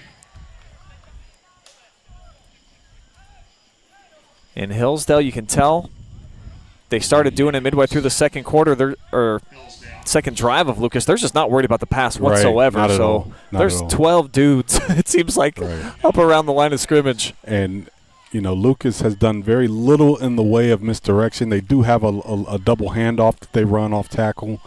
But once they flow one way, it's pretty certain the ball's going that way. So they are getting hats to the football. Here it comes. Hillsdale was ready for it. Yeah. And Schultz hit right after he got the football. 3rd down, 9 coming up for the Cubs offense. In Falcon territory. May be able to put it on the ground here, try to pick up a chunk, and then go for it on 4th down. Yeah, and like I said, I think they're the most success they've had really has been the stretch play to the outside. The inside trap play has given them great success, and now even now Hillsdale is really, and it's just bodies, it's just a numbers game, like you said, Brian, with no threat to pass. It doesn't matter what you run. I can put more bodies there than you can block. So even if you got a great blocking scheme, if I can put more bodies than you can block, it makes it really, really tough. So the challenge for Coach Sweat now is to figure out how can we figure out a way, even if we can't throw the ball in a traditional sense, we've got to find a way to put the ball or have Grover on a rollout, maybe a quick throw to the flat, something that he can complete to make this Falcon defense respect the pass in some kind of way. Zach Winters, a little bit too much sauce behind that one, touchback. And the Falcons will get it 1st and 10 after their last drive stalled out. A couple of fireworks here in the second half to start things off. A penalty on the opening kickoff. McFadden brought it all the way back inside the 8. Didn't count. No actual fireworks, though, within the gameplay, which is, this is the only stadium I'm aware of that always has those on stack, Effie. Right. And even if you're an opposing team, you're almost rooting for Lucas to score a couple times. Sure. Here's Owen Sloan, breaks a couple of tackles. He's off to the races, far side. Grover, the only man who can get him, and he will not. 80-yard scamper. Wow. 18-0 Hillsdale Falcons. How about that? Just a one-play drive here for Hillsdale, and this is all Owen Sloan. Yeah. Nice cut that time, stiff arm, and again, it is the acceleration that he has that no one else has. He is a couple stiff arms along the way. He makes a stiff arm at the point of attack, and then another one there at about the 30-yard line. And he just walks in. Great run that time by Sloan. Brown in for the PAT, and he puts it up and through. 19-0, the crowd here at Lucas stunned. Yes.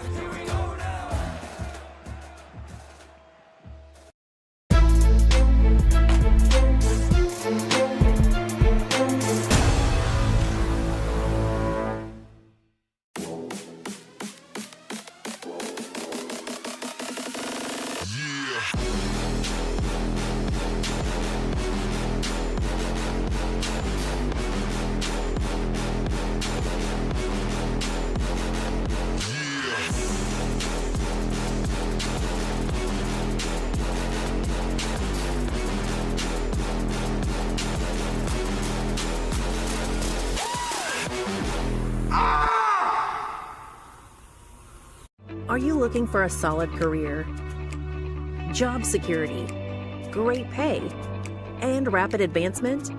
An important role with a global leader that invests in state-of-the-art technology, develops world-class solutions, and is committed to a cleaner tomorrow? Yeah, we have just what you're looking for.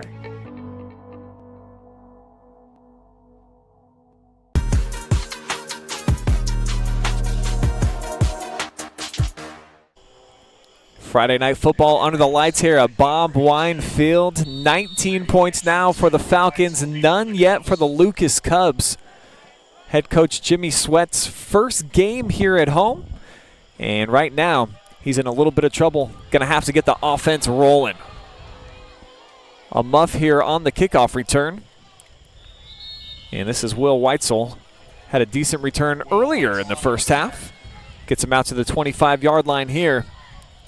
We'll show you that touchdown run of Sloan just one more time. And it's just noticeable the team speed for the Falcons. They got about 4 or 5 guys that it doesn't seem like anybody in the secondary can keep up with. Right. and just not wanting to lay the lumber either, Effie. Right, and they are, they're strong. They're strong in the legs, and they've got great athleticism and speed, and and they smell the end zone. They want to score when they get the football.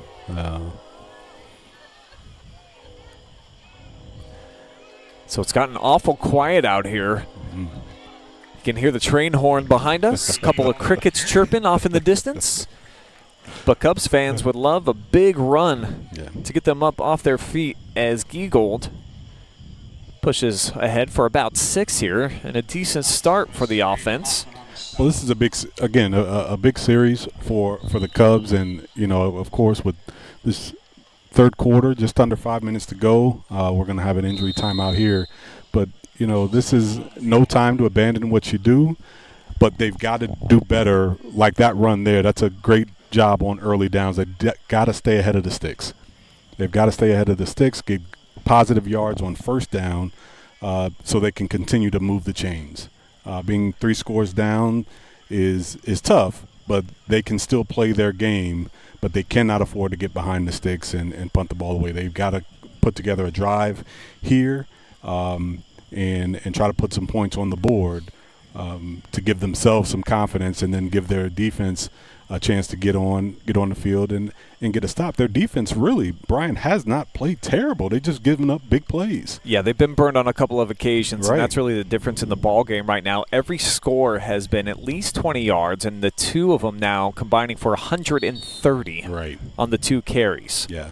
So, right now, the Hillsdale has total of 4 first downs for the game.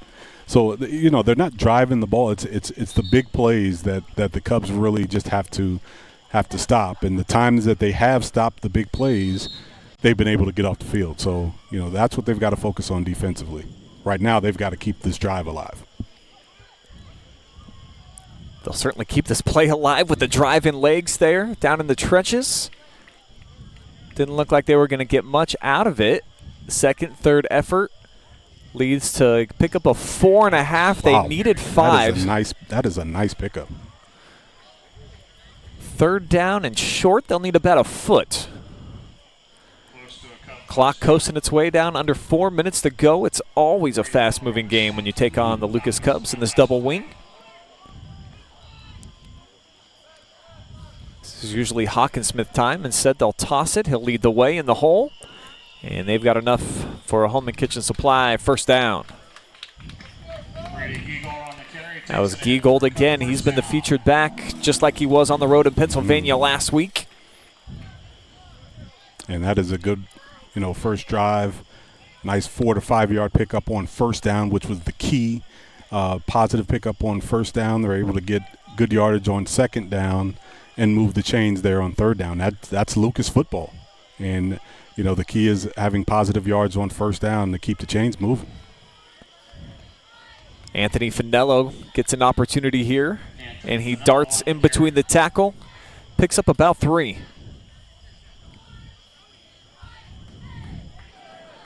About 350 of you all watching together right now on Facebook and YouTube. Want to say what's up to Martha, who's cheering on Owen for a nice run. Zach Hockensmith says Danny. Mark says it's been a good run over the years for the Lucas offense, but time to turn the page. What say you, Effie? Well, a couple wrinkles wouldn't hurt. Well, you got to do what your personnel says do, and I will say that. And I know it's not easy to, everybody says, hey, just throw the football, but quarterbacks are, they don't grow on trees, so you got to do what your personnel says do, and everybody would like to just throw the ball around if they could. And this style has been good to this program for a very long time. And they do it at every level. They absolutely. teach it from the biddies all the way up to the middle school and, of Absolutely. course, here at the high school ranks. So they've got that continuity. And Jimmy Sweat, a guy, he's taught football at every level here in the Lucas area, with the exception, I don't think he coached 7th or 8th grade football, but from the small guys all the way up here, and this is just what they know, man. This is their style of RPO. Well, absolutely, and the truth of the matter is, it's a style that works, and sometimes you're going to have the ups and downs, and the truth be told, this Hillsdale team is good. You know what I mean? They are an explosive offense.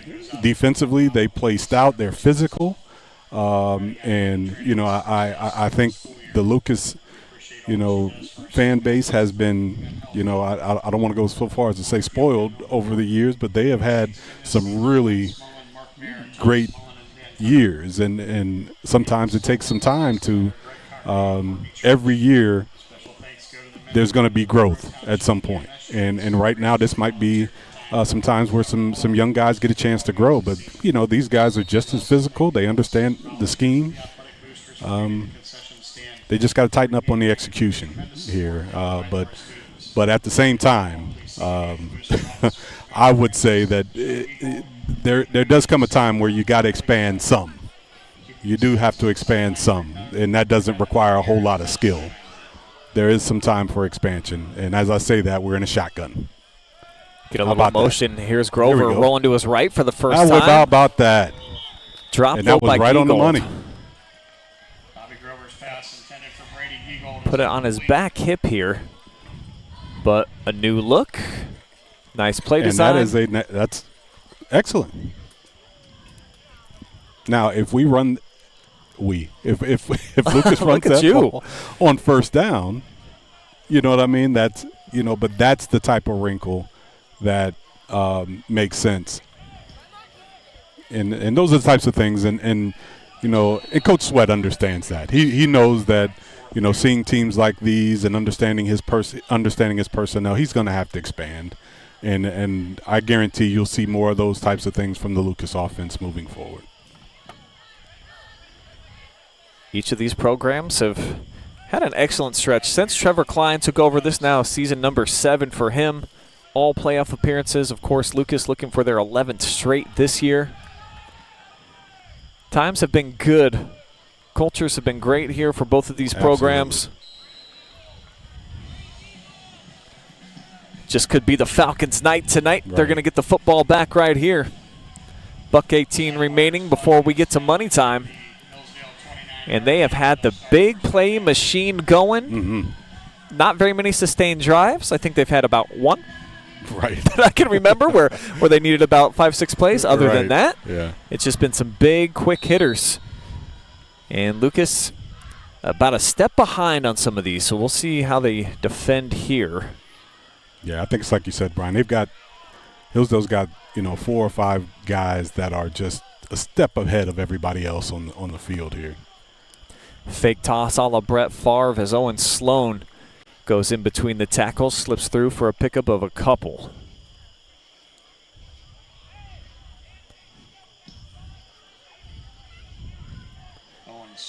Gang tackled there. About 4 Cubs converge to make the stop. Officially 3 yards on the play. And the offense not in a big hurry here as they break the huddle. 45 ticks remaining. Second down, 6 for Hillsdale. McFadden flanked out here to the near side. He'll be a lead blocker.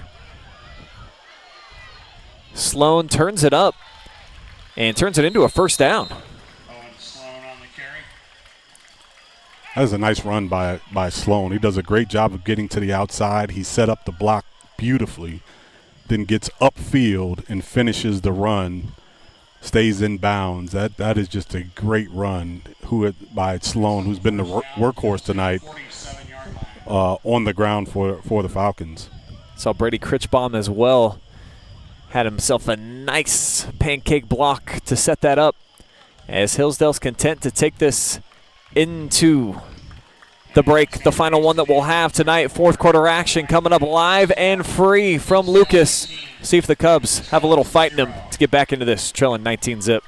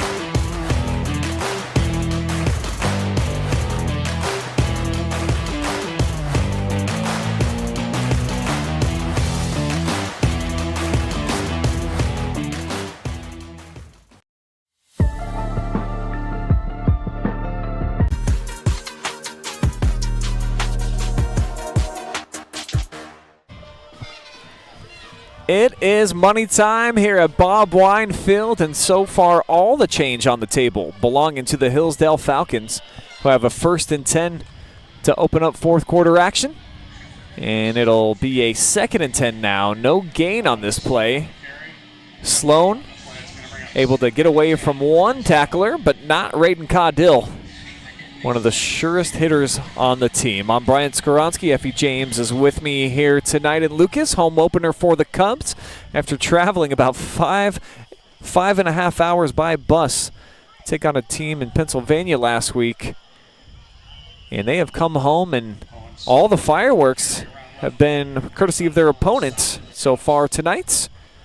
But Jimmy Sweat, the defensive coordinator here for the last 11 years, we've seen them get back into games late by just not allowing the opponent to score, and then eventually it seems like there's a spark, Effie, and I'm fully expecting for Lucas to try to make things a little bit interesting before this one's over. Well, and I do too. I think they're going to come out here in this fourth quarter, and they showed a few things that they want to do differently offensively, but right now they've got to get off the field here. This is a big 3rd down play. High snap, they'll pitch it. McFadden looks like he wants to throw it. Not sure actually what was going on there. Oh, no. But a late hit. Cubs had him dead to rights, and that's 5 yards out of bounds. Tough. Yeah. I mean, he was on the track. So what do you think, Effie? I thought when he paused there for a moment that he was looking to throw, but unless there was a miscommunication in the huddle, nobody ran a route. Well, it looked like to me Lewis was running a route on the backside when he handed it off. But that is just such a lapse in judgment by the Cubs. They had a great defensive stop.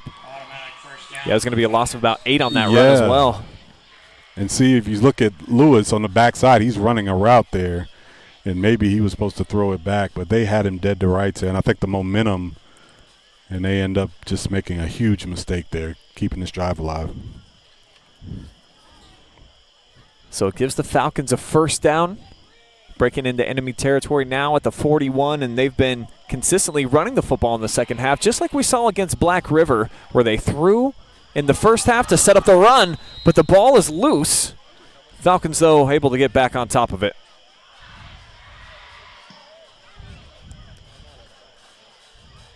Could have been a big play here. Right. Slow it down. Absolutely. Yeah, it certainly pops out. Sloan on the carry. So give a lot of credit. Knox Lewis heads-up play, getting in there, keeping possession. And like I said, Sloan has been a workhorse tonight. Looks like he was cramping up a little at the end of that play, so he's going to get a break. But he has been a workhorse tonight. He is unofficially 11 carries, but he's also had a few passes out of the backfield. So he has been a workhorse tonight for the Falcons offensively. Just 8 carries in the win against Black River last week. Went for 57 yards, though. Falcons going to burn a timeout. Didn't like the look out of the huddle. A little late into the play clock as well. So Coach Trevor Klein going to talk things over with his boys. While they do that, we'll dive into the comment section. See what you guys got going on out there in Facebook and YouTube land. I want to say hi to Doug Shasky cheering on the Cubs, as is Dan Walls. Ed and Denise Finley cheering us on. Thank you guys. Appreciate that. And over on YouTube, looks like Doug Schenberger is a Falcon supporter. Ryan Gleisner says, go Cubbies all the way from sunny Fort Mill, South Carolina. One of my favorite states in all the 50 Nifty. Yeah, my wife loves it down there. We've go had back some down there again thanks to you. Yeah, now I gotta go back down there. Didn't mean to post too many great pictures. You know that Instagram's all for show. Come on. Right. 2nd and 7 here now from the 38. Trips look. They'll bring a man in motion, and boom! A cramping Cub with a big stick there. We'll run it back. They brought Brock Bauer, who's been quiet here lately, but right into Dan Hockensmith's lap. Check this out. Brought down behind the line of scrimmage by Dan Hockensmith. Yeah, that is a great read that time. He almost took the handoff. Yes, sir. Both players get up cramping, And it's a hot night, and we are starting to see several players starting to cramp up here, and we talk about hydration, but one thing that I learned, especially in college athletics, hydration it happens throughout the week, and when you get a heat wave like we've had this week, it's tough to convince young people of how much you have to hydrate, not just the day of the game or even the day before. It starts on Monday. You have to hydrate throughout the week in order to get your body prepared for the game on Friday night, and it's tough to convince them of that, of how much you have to hydrate throughout the week in order to be prepared for the shock that your body's going to go through on Friday night, especially with so many of these young players going both ways and having to spend so much energy on game night. Yeah, especially these small schools, like you're saying, when you're having to be out on the field for 75% or more of the ball game, that pickle juice can come in handy. Yeah, absolutely. Couple scores from around the area at the half. Ontario and Centerburg tied up 7-7. 21-0 right now. Elgin leads Ridgedale. 18-12. East knocks over Winford. 41-0. Edison over St. Paul. Wow. And 13-0, a surprising score to me, Effie. Galleon on the road at Cary. Oh, that's big. Tigers lead it. Chance for Galleon to go to 2-0, and Cary would be 0-2 with a loss.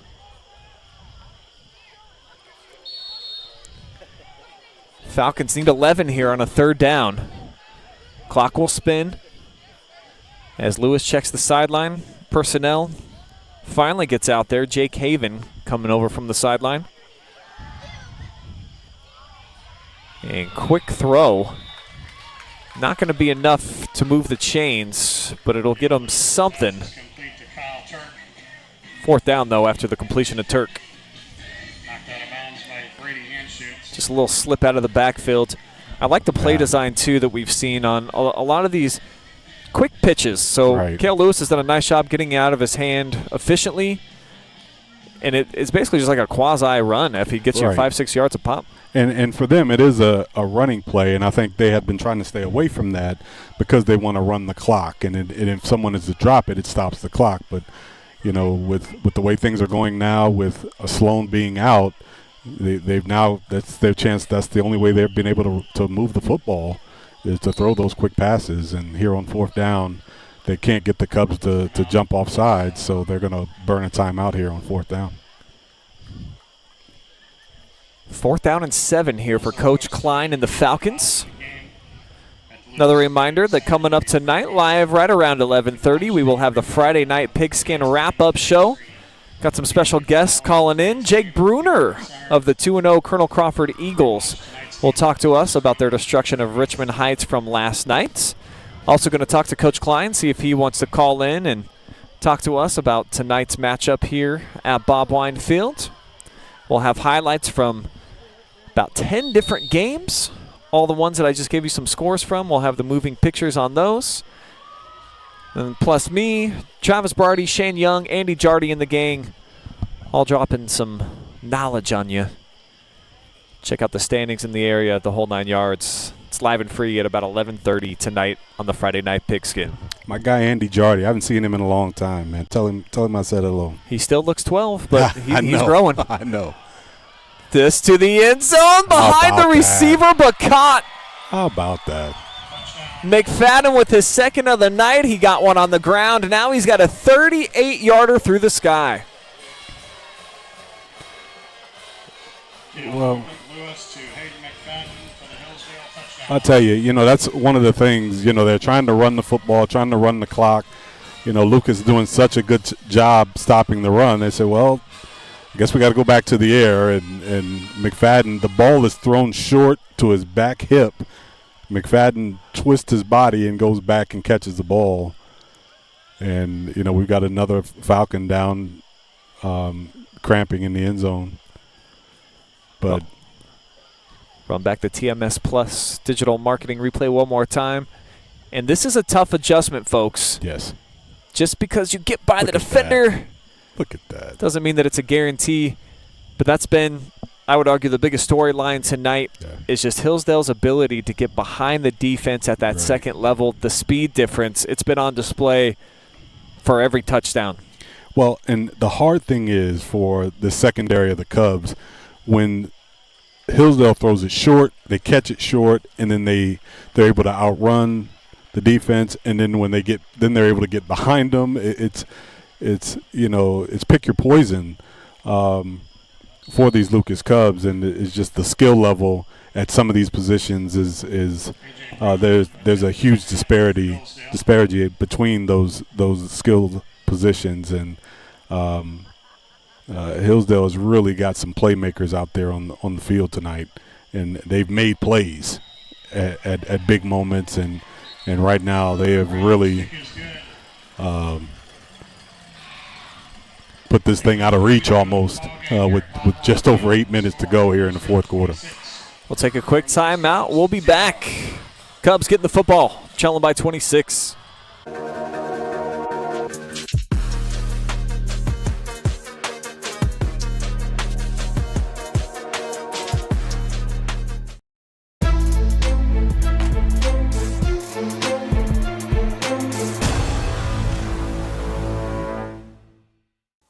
Take a look at all the action from Friday Night Football right here in North Central Ohio with great analysis, highlights, coach interviews, and so much more every single Friday night right here on the OH Report.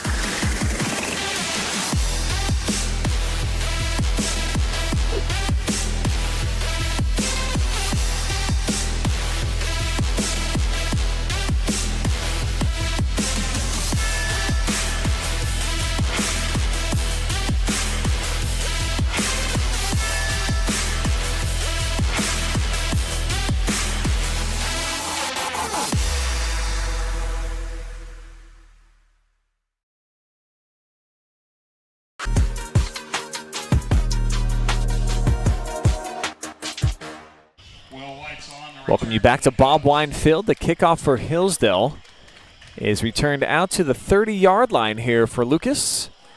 And we've seen this a bunch here tonight. More cramping going on. This is Knox Lewis getting stretched out here for the Falcons. But they are looking good. 26-0 right now. That is the Hillsdale cushion. And just 7:56 remaining here in the contest. And if we go back and review our keys to victory here, Effie. Let's see for Lucas how things have been going so far. So for me, I felt like you just had to be physical with them, and it's been a little bit of an opposite storyline. It's been the Falcons. They have been cramping up at the line of scrimmage. Probably shouldn't have used the word cramp because, well, we see. Well, now my brain's been infected with that. And then the ball security for you, Effie, and I mean, they've hung on to it. They just have not been able to move it much. Right. They haven't turned it over. They just haven't had the success with the execution. Grover near side, little pressure coming. Sets, fires, double coverage. Yeah. Well defended that time by the Falcons secondary. Well, and here's a part of their game they're going to have to work at, because as he rolls out, Grover's going to learn, like right here, he's open. You see what I mean? And he's waiting for things to become rosy and clear. And as a quarterback, when you're rolling out, that doesn't happen. And once they work on that part of their game, and because I believe they're so used to a certain style of football, they don't give that much. I'd imagine they don't rep that much. But the timing in the passing game takes a lot of practice. But that time he just held on to the football for too long. And right there again, he just a step late, but that's a good throw. Good completion. Did he drop it? The referee says that he did not maintain possession. So that was Brady Anschutz. Looked initially like he was able to secure it. So Grover with the pump fake. And then just a bobble there at the end. And you see where you got two guys within the same 5 yards. That is just about practice and repping, and you know what I mean? It's now they're trying to do those things, trying to get back into the game, but these are things there, as we talk about the expansion of Lucas football and trying to put in some more wrinkles, maybe these are some elements they're going to have to get a little bit better at. Pocket collapses. Oh, boy. Grover almost horse-collared, but he escapes. Here comes Bobby, spinning and reaching for the 40. And should be enough to move the sticks. What a run by Bobby Grover. Nice run. Thought he was going to be down twice. Nice tough run by the quarterback. It's a Home and Kitchen Supply first down for the senior QB. And even though the score is what it is, love to get on the board here, get some confidence moving out of this game. Absolutely. Good tough run. And they'll probably keep it in Grover's hands for the rest of the way, trying to dig themselves out of a 4-score differential. Double wing set. Again, crowding the line are the Falcons. And minimal gain here. Giegold falls forward for a pickup of 3. Karsten Stevens on the stop for Hillsdale. Gain of 4 on the play.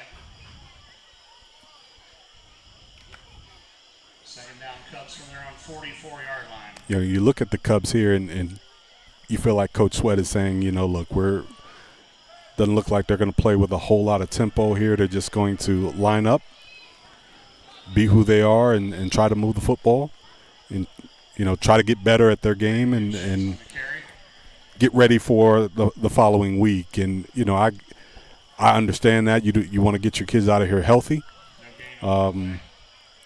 because I think trying to do a little bit too much is at this point doing things you don't practice a whole lot of. Is going to lead to turnovers, and nothing but bad things could happen. So at this point, 26-0, be who you are. Grover shake and bake. A lot of nice wiggle here for Bobby, but then a whole flood of white jerseys come knock him down basically at the line of scrimmage. Bring up 4th down, and Lucas likely will punt it away. Bobby Grover on the scramble, brought down at the 44-yard line. No gain on the play. And if you start peeking ahead just a little bit for Hillsdale on the road at Loudonville, great chance for them potentially to go to 3-0 on the season. Zach Winters on to punt for the Cubs. Not sure what's up with that graphic. Some of my graphics are going crazy tonight. High snap, knocked down. Oh. And sky high. This will at least get into Hillsdale territory. Well, I think we're going to get a running into the kicker. Winters punt is down at the Hillsdale 43-yard line. Zach Winters making a whole lot of something out of nothing there. We will have to check the flag. Potentially this could be a first down. And how about a caterpillar just crawling right down my screen, Effie? Hey, well, that's where we are, man. There's no place like the ice house up here, playing in the tree house. We've had a praying mantis up here. Now we've got caterpillar. Yeah, as soon as I sat down when I got here at about 5 o'clock tonight, just off in the distance, cock-a-doodle-doo! I was like, man, I love it. You always know where you are when you hear that just before kickoff. Wow. Penalty will give Lucas a first down. So the offense a chance to continue to build. Brady again with the carry. And he's able to sneak forward for about 6. He's had a decent night. And just a sophomore. Always a collection of backs here for Lucas coming up in through the ranks. Brady Giegold certainly is that guy here for the Cubs. Strong runner. Finishes his runs. Here's another guy, and Schultz takes a bit of a lick. Brady in shoots on the carry. Reed Twining on the stop for Hillsdale. Yeah, big smack right there in the hip. Reed Twining making that initial contact to stop him short. 3rd down 1 here for Lucas. And I'm sure they've got a whole bunch of fireworks on standby right now. If they get into the end zone, it could be a show for a while. Right. They got to let them all loose. Play action, Bobby. Nice. Throwback. This is Weitzel. And he dives for a Lucas 1st down.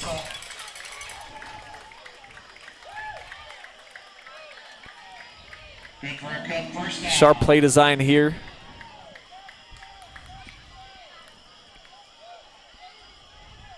Yeah, the nice throwback screen here, and great call there for the 1st down. And, you know, it's that penalty to keep this drive alive could very well be the spark the Cubs need to get on the board here.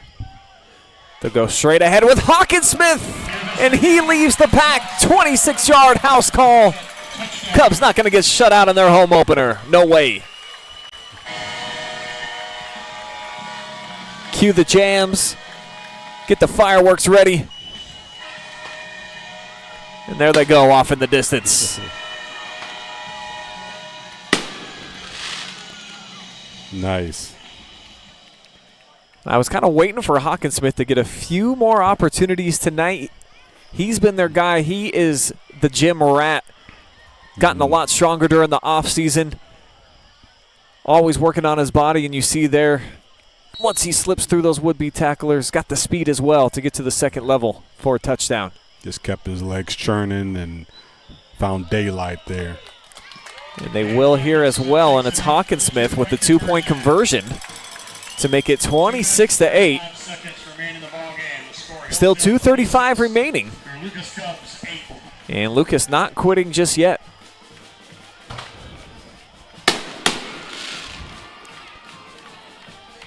Just no place quite like the Lucas Valley on a Friday night in fall. Yeah, you gotta love this place. Bob Weinfeld has come a long way since I started covering football over here in about 2009. A lot of losing seasons for him until Coach Spittler took over. All they've done, 10 straight playoff appearances, over 100 wins for Coach Spitt. But since 2014, 86 of those have come. So it was rough those first couple of years getting something established over here. The double wing, like one of our commenters said, I mean, a lot of people are like, hey, put that baby to bed. You know, that's offense from the 1950s. But it's worked for around here. Right. They've had the right attitude, and they've been able to develop it into a powerhouse. And they finally get it to pay off here in this 4th quarter.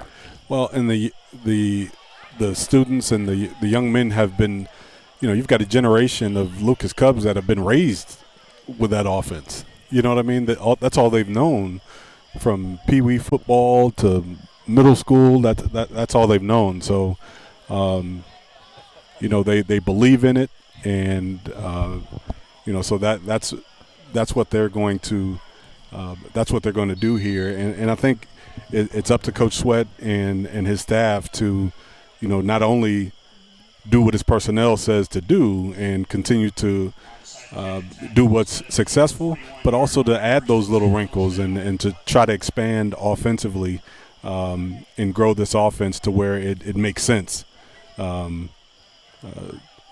also grow with his personnel, because I don't think the success is over for the Lucas Cubs. They still got some talented kids here.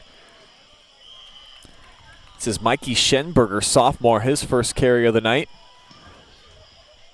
Mikey Schenberger. A little bit of a burst out wide for a gain of 3 on 1st down. Lewis staying in there,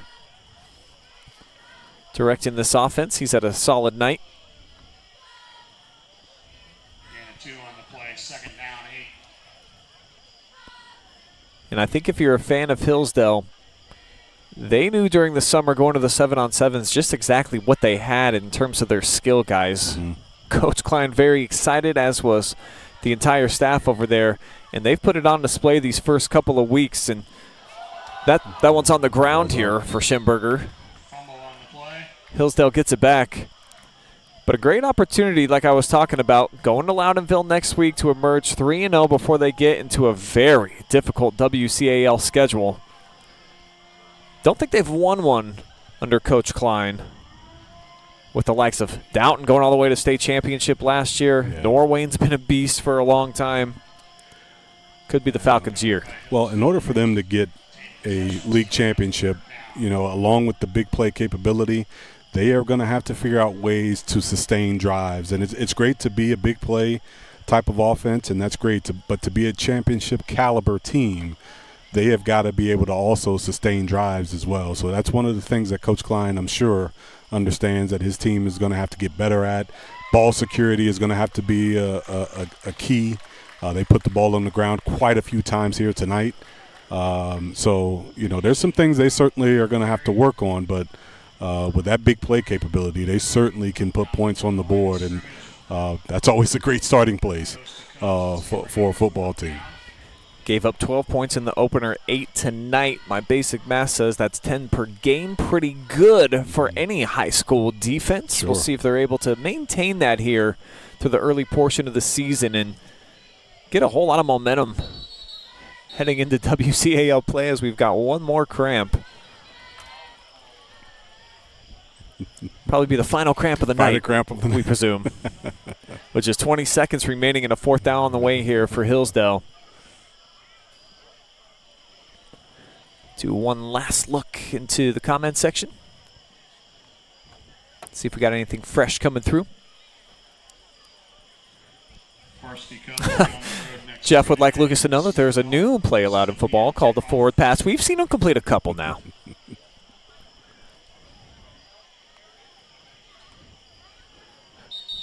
A few new comments. Go Cubs all the way from the UK. What's up, Michael? Oh, those bloody Falcons, he says. And another Michael from Alpharetta, Georgia, cheered on the Cubs as well as Carrie from Columbia, South Carolina. So we've got Fort Myers, Florida, South Carolina, Georgia, and the UK all represented. Yeah, that South Carolina, Georgia area. I think we're complaining about warm weather. That's some warm weather down in that part of it. Yeah, a little bit different down there. Yeah, right. This is a final score, folks. 26-8, Hillsdale flies into Bob Wine Field. They do not get their feathers ruffled, and they will soar out of here at 2-0. We'll take a quick timeout. We'll be back. We will hear from the most valuable player of the game, that presented by Route 39 Designs. We'll wrap things up with some stats and analysis. More live and free coverage from Lucas returns in just a moment.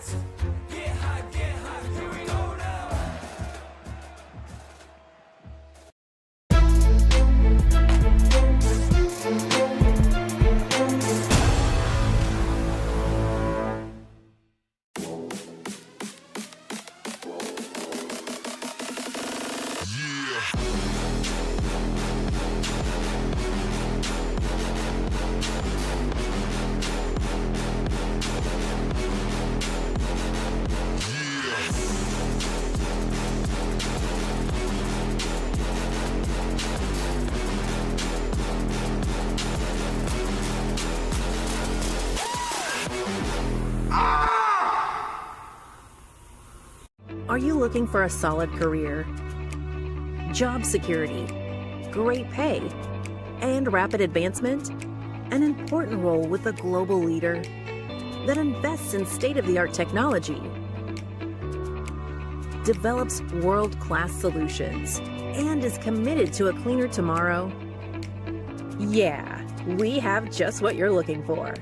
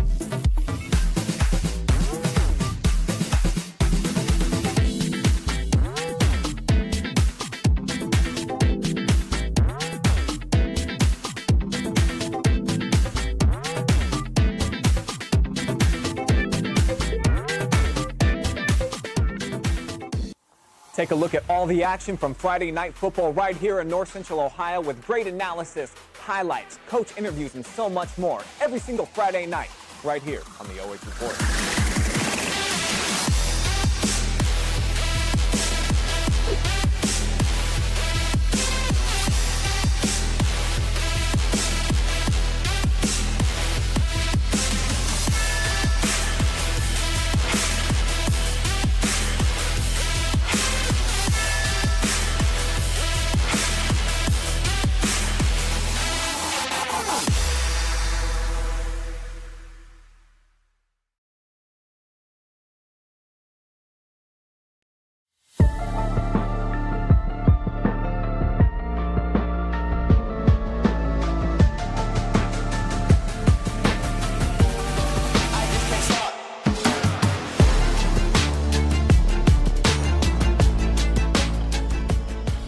You enjoyed live and free coverage from Bob Wine Field tonight, thanks to our generous sponsors, including Route 39 Designs. Visit them for all of your screen printing and embroidery needs.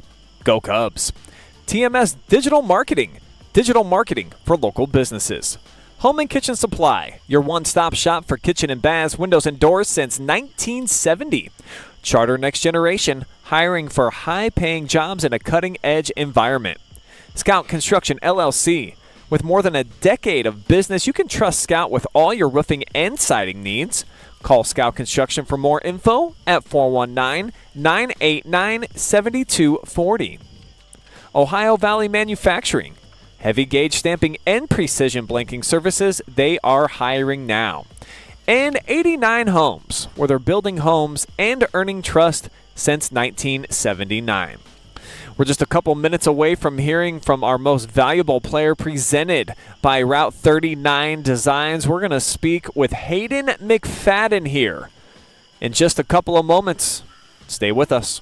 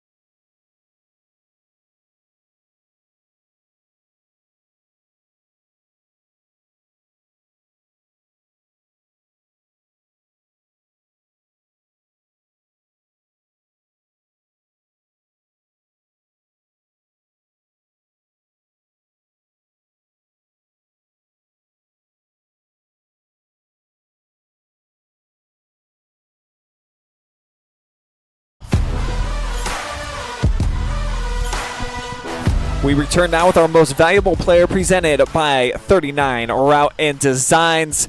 Hayden McFadden, a couple of big touchdowns for you tonight and a lot of big play bursts that we saw from you. So just talk about that and your ability to be a game changer for this team and just how you feel you bring to the offense. Well, what ultimately is your role when you touch that football? Well, like we said, I've had multiple touchdowns this game. I'm happy, extremely happy for my line. They block extremely well. And my slots and everything just giving me holes I can run through all the way down to the end zone. So that's that. And then my quarterback, obviously, Kael, he has an extremely great arm where I can just run and he just tosses it up and I go get it. So, yeah, it's just amazing. Plenty of weapons on this team as well. It's not just you that's the kind of game breaker Yes. dude. So the fear that you've been putting into opposing secondaries through 2 weeks, are you noticing it throughout the course of the night that they're noticing your speed? Oh, yeah, 100%. They start backing up and everything. It's just harder to get deep routes. Once they do that, we just throw short routes and then get 5 yards at a time. So we saw in the 7-on-7s you guys had a lot of success. We knew that you guys had a complement of playmakers. Are you even a little bit surprised that you guys have been able to do what you've done through a couple of weeks? And certainly with Kael, the 6 touchdowns in the first half last week, I mean, that was extraordinary. Yeah. No, we've been practicing so long with Kael. We had all through the winter we've been doing football. We've been doing it at AU. We've been scrimmaging and 7-on-7s with Ashland. We've been doing so much just working with him and trying to get chemistry between all our skill position players. And not very many defenses come here on this field and hold Lucas in check like you guys were able to. You were stacking the box. You were very aggressive. You were physical. Give me a little insight into the game plan and how well you feel like you executed it here on the road. I feel like we did it amazing. Our linebackers and everything, we filled holes. I think we did really well in filling holes tonight. We watched so much film, just learning all their stuff. And from last year, obviously, we beat them the first game, and then when they came to playoffs, they ran us over. But this year we were ready. We were ready for them to run, and it was just great. So the 2-0 start, obviously I think some area coaches and certainly some fans are going to start taking notice of you guys. So just tell me about just the expectations that you had for yourselves coming in. You had to replace your quarterback, a couple of skilled dudes. You're off to this great start. What was some of the preseason conversations within your own locker room? Preseason, we knew Kael Lewis was coming in. He was a phenomenal freshman year and 8th grade. He just had a cannon. We all knew that. And then, obviously, our people that we lost last year, we didn't replace them with any of bigger people or anything, but they were big assets to our team. But Kael has an extremely great arm, and we were just expecting that, and everyone just stepped up and made a new role, and it's just been going great. Yeah, so far, so good. Congratulations on another win here tonight. Last but not least, look in the camera. Shout out as many people as you'd like. I'd like to shout out my parents, first of all. They've done so much for me, taking me places everywhere I've been gone. Shout out to my quarterback, Kael, and all my skill position players that are blocking for me, and my line especially. They just do a tremendous job. All right, Hayden McFadden, your Route 39 Designs MVP.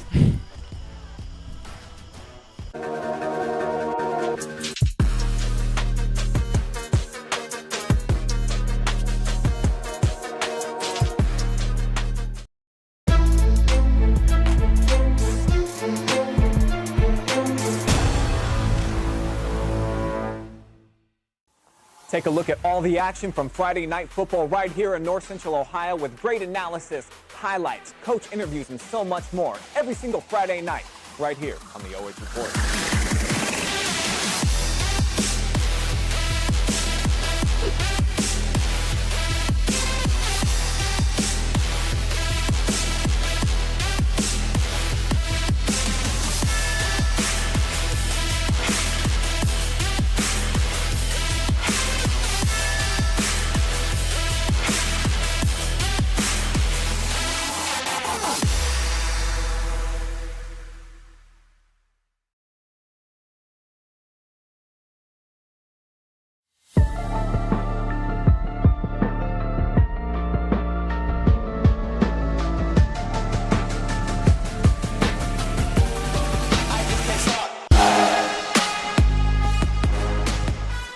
Post-game coverage presented by 89 Homes Building and Designs. Building homes, earning trust since 1979. 26-8 Hillsdale flies here into Bob Wine Field, and they will leave as victors tonight. 2-0 so far on the season. Effie James, it's your first look at them in person.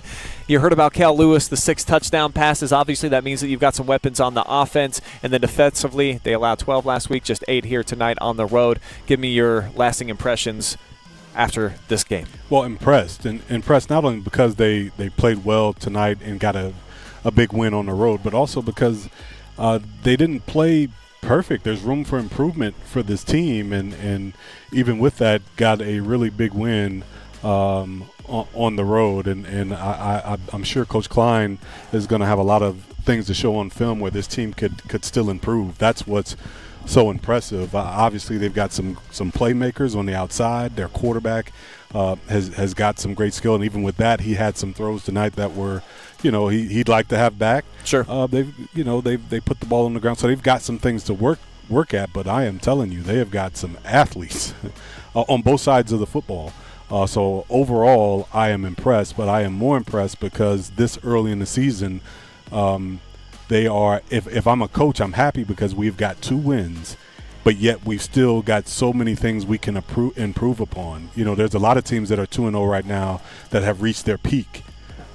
This is a team that is 2-0 that still has some room to improve and can still get better. So I am really impressed with this Hillsdale group and their ability to score, and also their physicality defensively, which was, in my opinion, was the biggest difference in tonight's game. No question. They're a young group as well. When you look at the sophomore quarterback, our MVP, just a junior. They're back, a junior as well. So a lot of these guys really getting their first taste of varsity experience, and so far, so good. Take a look at the final stats brought to you by 89 Homes, and very lopsided, of course. Almost 400 total yards racked up here tonight by the Falcons, and for Lucas, just a 1 pass completion. They weren't able to get it done on the ground like we're accustomed to seeing them drag out long drives and eventually punch it in. Effie, just a 1 scoring drive for the Cubs tonight. Yeah, and for Lucas, it's a time where they'll be able to look back at this game and learn a lot of things about themselves and what is it that they want to do. This is not the time, obviously, to throw away everything that you do on both sides of the football. They ran against a team that is a really good football team, but there's some things they're going to have to tighten up. Their tackling is going to have to get it better. They missed a lot of tackles tonight. Offensively, they're not as sharp and, as crazy as it sounds, they're not as physical as they normally are. And those are not attributes of a Lucas team. So some of the things they're going to have to get back to the drawing board, but they're also going to I agree with a couple of our commenters on tonight, they're going to have to expand. They don't have to change their offense. I'm not saying that, but they are going to have to expand a little bit and do some things offensively.